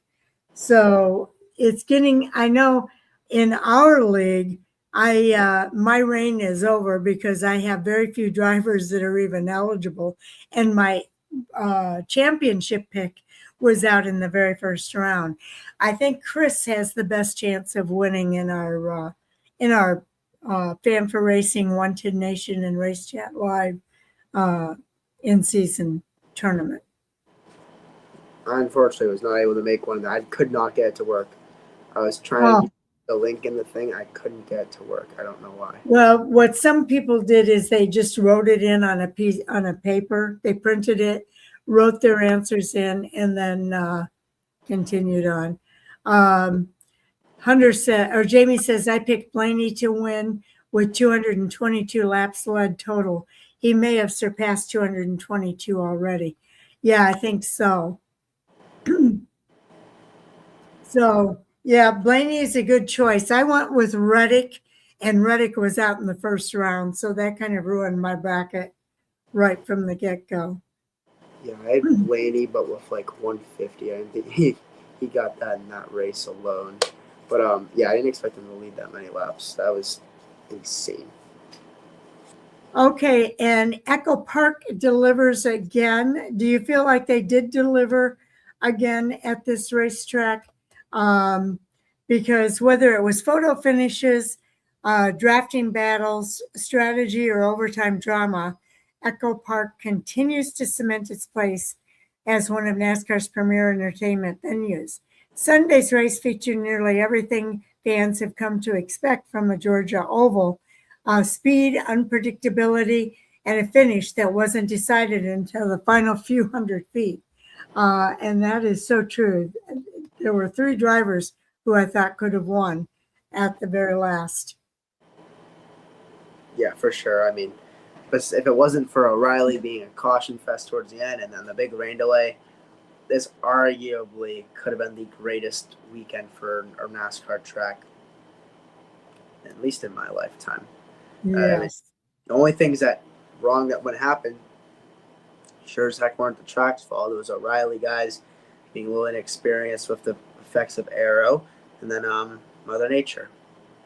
Right. At this track, I mean, I've never been the biggest fan of Atlanta, and I was kind of down on it when it first started, the Super Speedway era, but this weekend, and ever since, I'd say last spring race, this place has been on it. Probably 2024 spring, this place has been, I'd say, the best track in NASCAR. Yeah. Jamie says, yes, the track did good and the race did deliver. It was an exciting finish, even though most of us didn't get to see it. We did get to see the highlight reels. I'm luckily my dad was smart enough. He recorded like the Impractical Jokers reruns that went like to like 3 a.m. So that was smart. Yeah. I fell asleep. I did wake up, and it still didn't dawn on me to do that. I should have done that because I was trying so hard to stay awake. I just couldn't do it. I get tired early because I'm an early riser. So I learned it's hard to live with both ends of the candle burning. I got to wake up at 5 for work every morning, and I usually stay up for those races too. Those are the ones I love staying up for because it's just like it's worth it. You know, there's always a good finish. And my dad called me at 10. He's like, "You might have the best idea for you to stay up to 2 a.m. this morning." I'm like, "You might be right." And for because even all of our late races recently, like Atlanta O'Reilly last year that ended at 2 a.m. I was up 4, even though I had to get up at 4 a.m. Same. Oh my gosh. Yeah, because that was the day before Lime Rock last year, and we had to leave for 4. And that was the term. I can remember you being low on sleep there. Yeah. This was like one of the first late races that I wasn't up for. I was up for the truck race earlier this year that went to like 1 a.m. or something like that. It's wow. They're the most fun. I wish I was able to stay up for this one, but for the people who did, it must have been electric. Here's the big picture. The Quaker State 400 belonged to Ryan Blaney, but the bigger takeaway is that NASCAR the Cup Series continues to produce compelling racing as the chase race heats up. Between weather delays, overtime drama, rising stars like Carson Hocevar, and another spectacular finish at Echo Park Speedway, the stage is set for even more intensity over the next several weeks. So yeah, we are winding down to the beginning of the chase. And I think Team Penske, I don't know, what are your thoughts? I think Team Penske just might be peaking at the right time. I was just a youngin' when Johnson went through all his years, and they remind me of Jimmy Johnson when he went through his 5 straight. Yes. At the start of the year, we're like, oh, this isn't their year. This isn't their year. And then right around this time, they start to get a little bit better. And then probably 2 months from now, we're going to be talking about how they're championship favorites all over again. Yep, that's true. Jamie Schweitzer says, I sleep late and wake up early. That's I want to be like him. Yeah. And then Jamie says, I stay up late and wake up early. I do. Yeah, I don't know how you do it. I used to be able to do that. I could pull an all-nighter and wake up and be chipper and cheery the next day. I can't do it anymore. I need my rest. We're getting old. I'm Huh? thinking about retiring soon. We're getting old. So. Not you. Oh, I'm getting tired recently. Oh, you're making me laugh. Okay, now Jamie Schweitzer says, I certainly hope Team Penske is starting to heat up. Like previous seasons, I have my doubts, unfortunately. Well, we'll see. I would like to see it. I'm a big fan of Ryan Blaney, and of course, I'm pulling for him to win the championship. But he's going to have to go through Denny Hamlin, and he's going to have to go through Tyler Reddick, I think. Tyler Reddick's had a bit of a slump. Yeah, And bit of an off summer, and I mean, he started off so hot, it was bound to catch up to him one way or another. Well, it is hard to carry that kind of momentum for an entire season.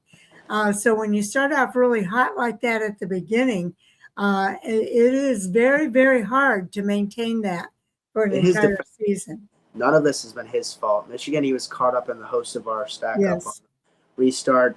I think Pocono went all right. I can't remember Pocono too well. San Diego blew a tire with like 3 to go while he was running in second. And then Sonoma ran out of power steering. Yeah. Chicago, what happened? It's been a while. He had to oil. Yeah, an oil line or something broke. And it went all over the car. Yeah. I think he finished 9th yesterday. So, yeah, maybe. I heard they ran out of speedy dry at Echo Park Speedway. I can't tell if they're joking because I think it was McMurray or someone who said that I think we're running out of. I couldn't tell if they're actually joking, and they did show the pile. There was not much left in the big pile of speedy. Yeah, they said they just about ran out. Jamie says Hamlin won't win a championship. He's been so close before. It would be great, but history is a good barometer. I don't know. I'm seeing a different Denny Hamlin this season. I think he might, but he's going to have the same challenge that Tyler Reddick has. Did he peak too early to win the championship? I hope he does. I had a feeling last year that if it wasn't last year, it wasn't going to be ever. And yes, I feel like Denny had a shift in mentality last year, and carried it over this year. I don't know why. I don't know why. Last year, I was telling myself, I was like, if he doesn't do it this year, he's never going to do it. I hope he does, but I just don't think I don't have a feeling. I'm going off my gut. Yeah. I think that is true that JGR has not won a championship since Kyle Busch won the championship. Yep. So, yeah, that would be something. Toyota hasn't won since then either. Yeah, and I don't know. There's a lot of they're going to have that memorial service for Kyle Busch in October at Charlotte Motor Speedway. So I think that's going to be a really good thing too. I was very emotional when they did the memorial at the Coke 600. I'm sure it's still going to be just as emotional in October. Yeah, we're gonna try to go to the RCR shop on Thursday afternoon. Oh, are you really? Yeah. Oh, very cool. I've been there. It's really cool. Have you been there before? No, I've only I went to North Wilkesboro in 23 when it came back, but we just went there. I've never been to any of the shops really. Okay, I've been to RCR, and I know Richard Childress was really good. We were walking down the road from where they have the Dale Earnhardt's museum Yeah. and stuff, and we were walking down to the race shop, and he was down talking to a bunch of people down by the door. And when he saw us coming, he like raised his hand and was waving to everybody. So that was really kind of cool to see him take time out of that conversation to say that. Jamie says he's going to be there as well at the memorial. He's planning to be there. So, yeah, I think it's going to be very, very interesting. So, and emotional. I think it is going to be emotional. So, I still think about him sometimes during the racing.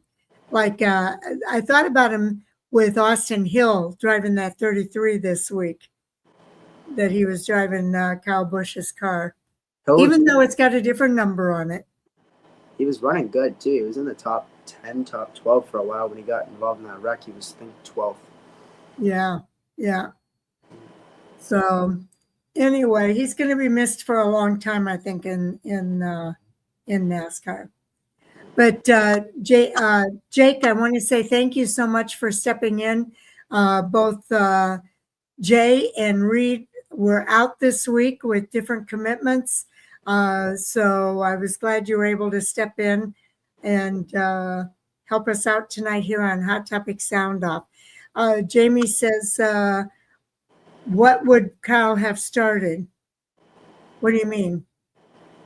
Like in the race for qualifying?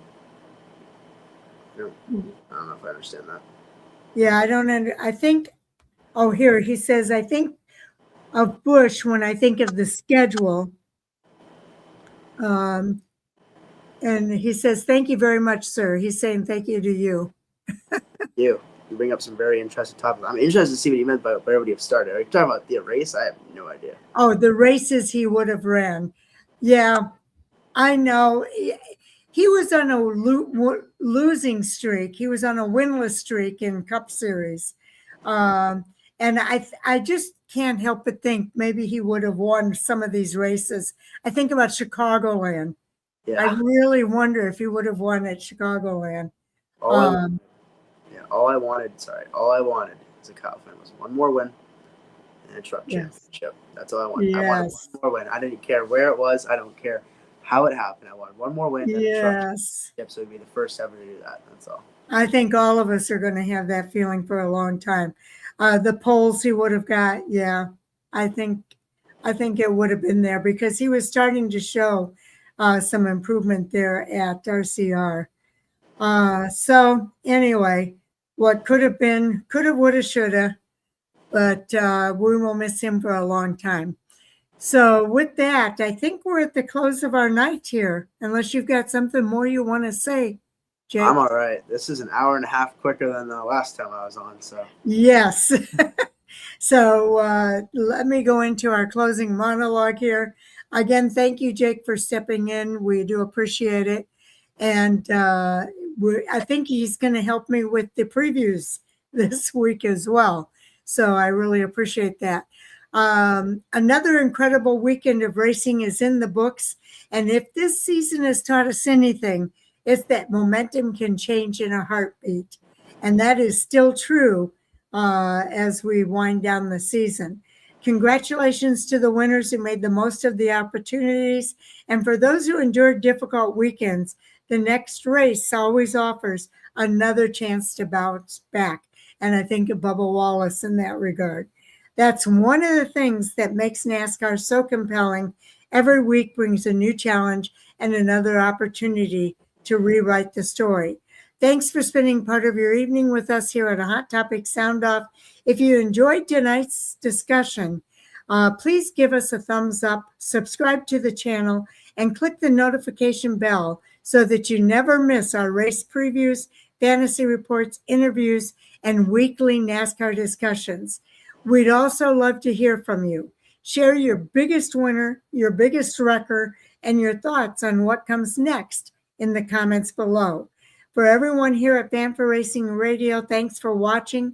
I'm Fan for Racing Sharon, and we'll see you the next time. Until then, enjoy the racing, stay safe, and we'll actually see you in our next videos. So take care, everybody. And Jamie says good night. Cool, I like his input personality. And hashtag Jake. New hashtag. New hashtag. There you go. You got your own hashtag now, Jake. So take care, everybody, and we'll see you next in our next video.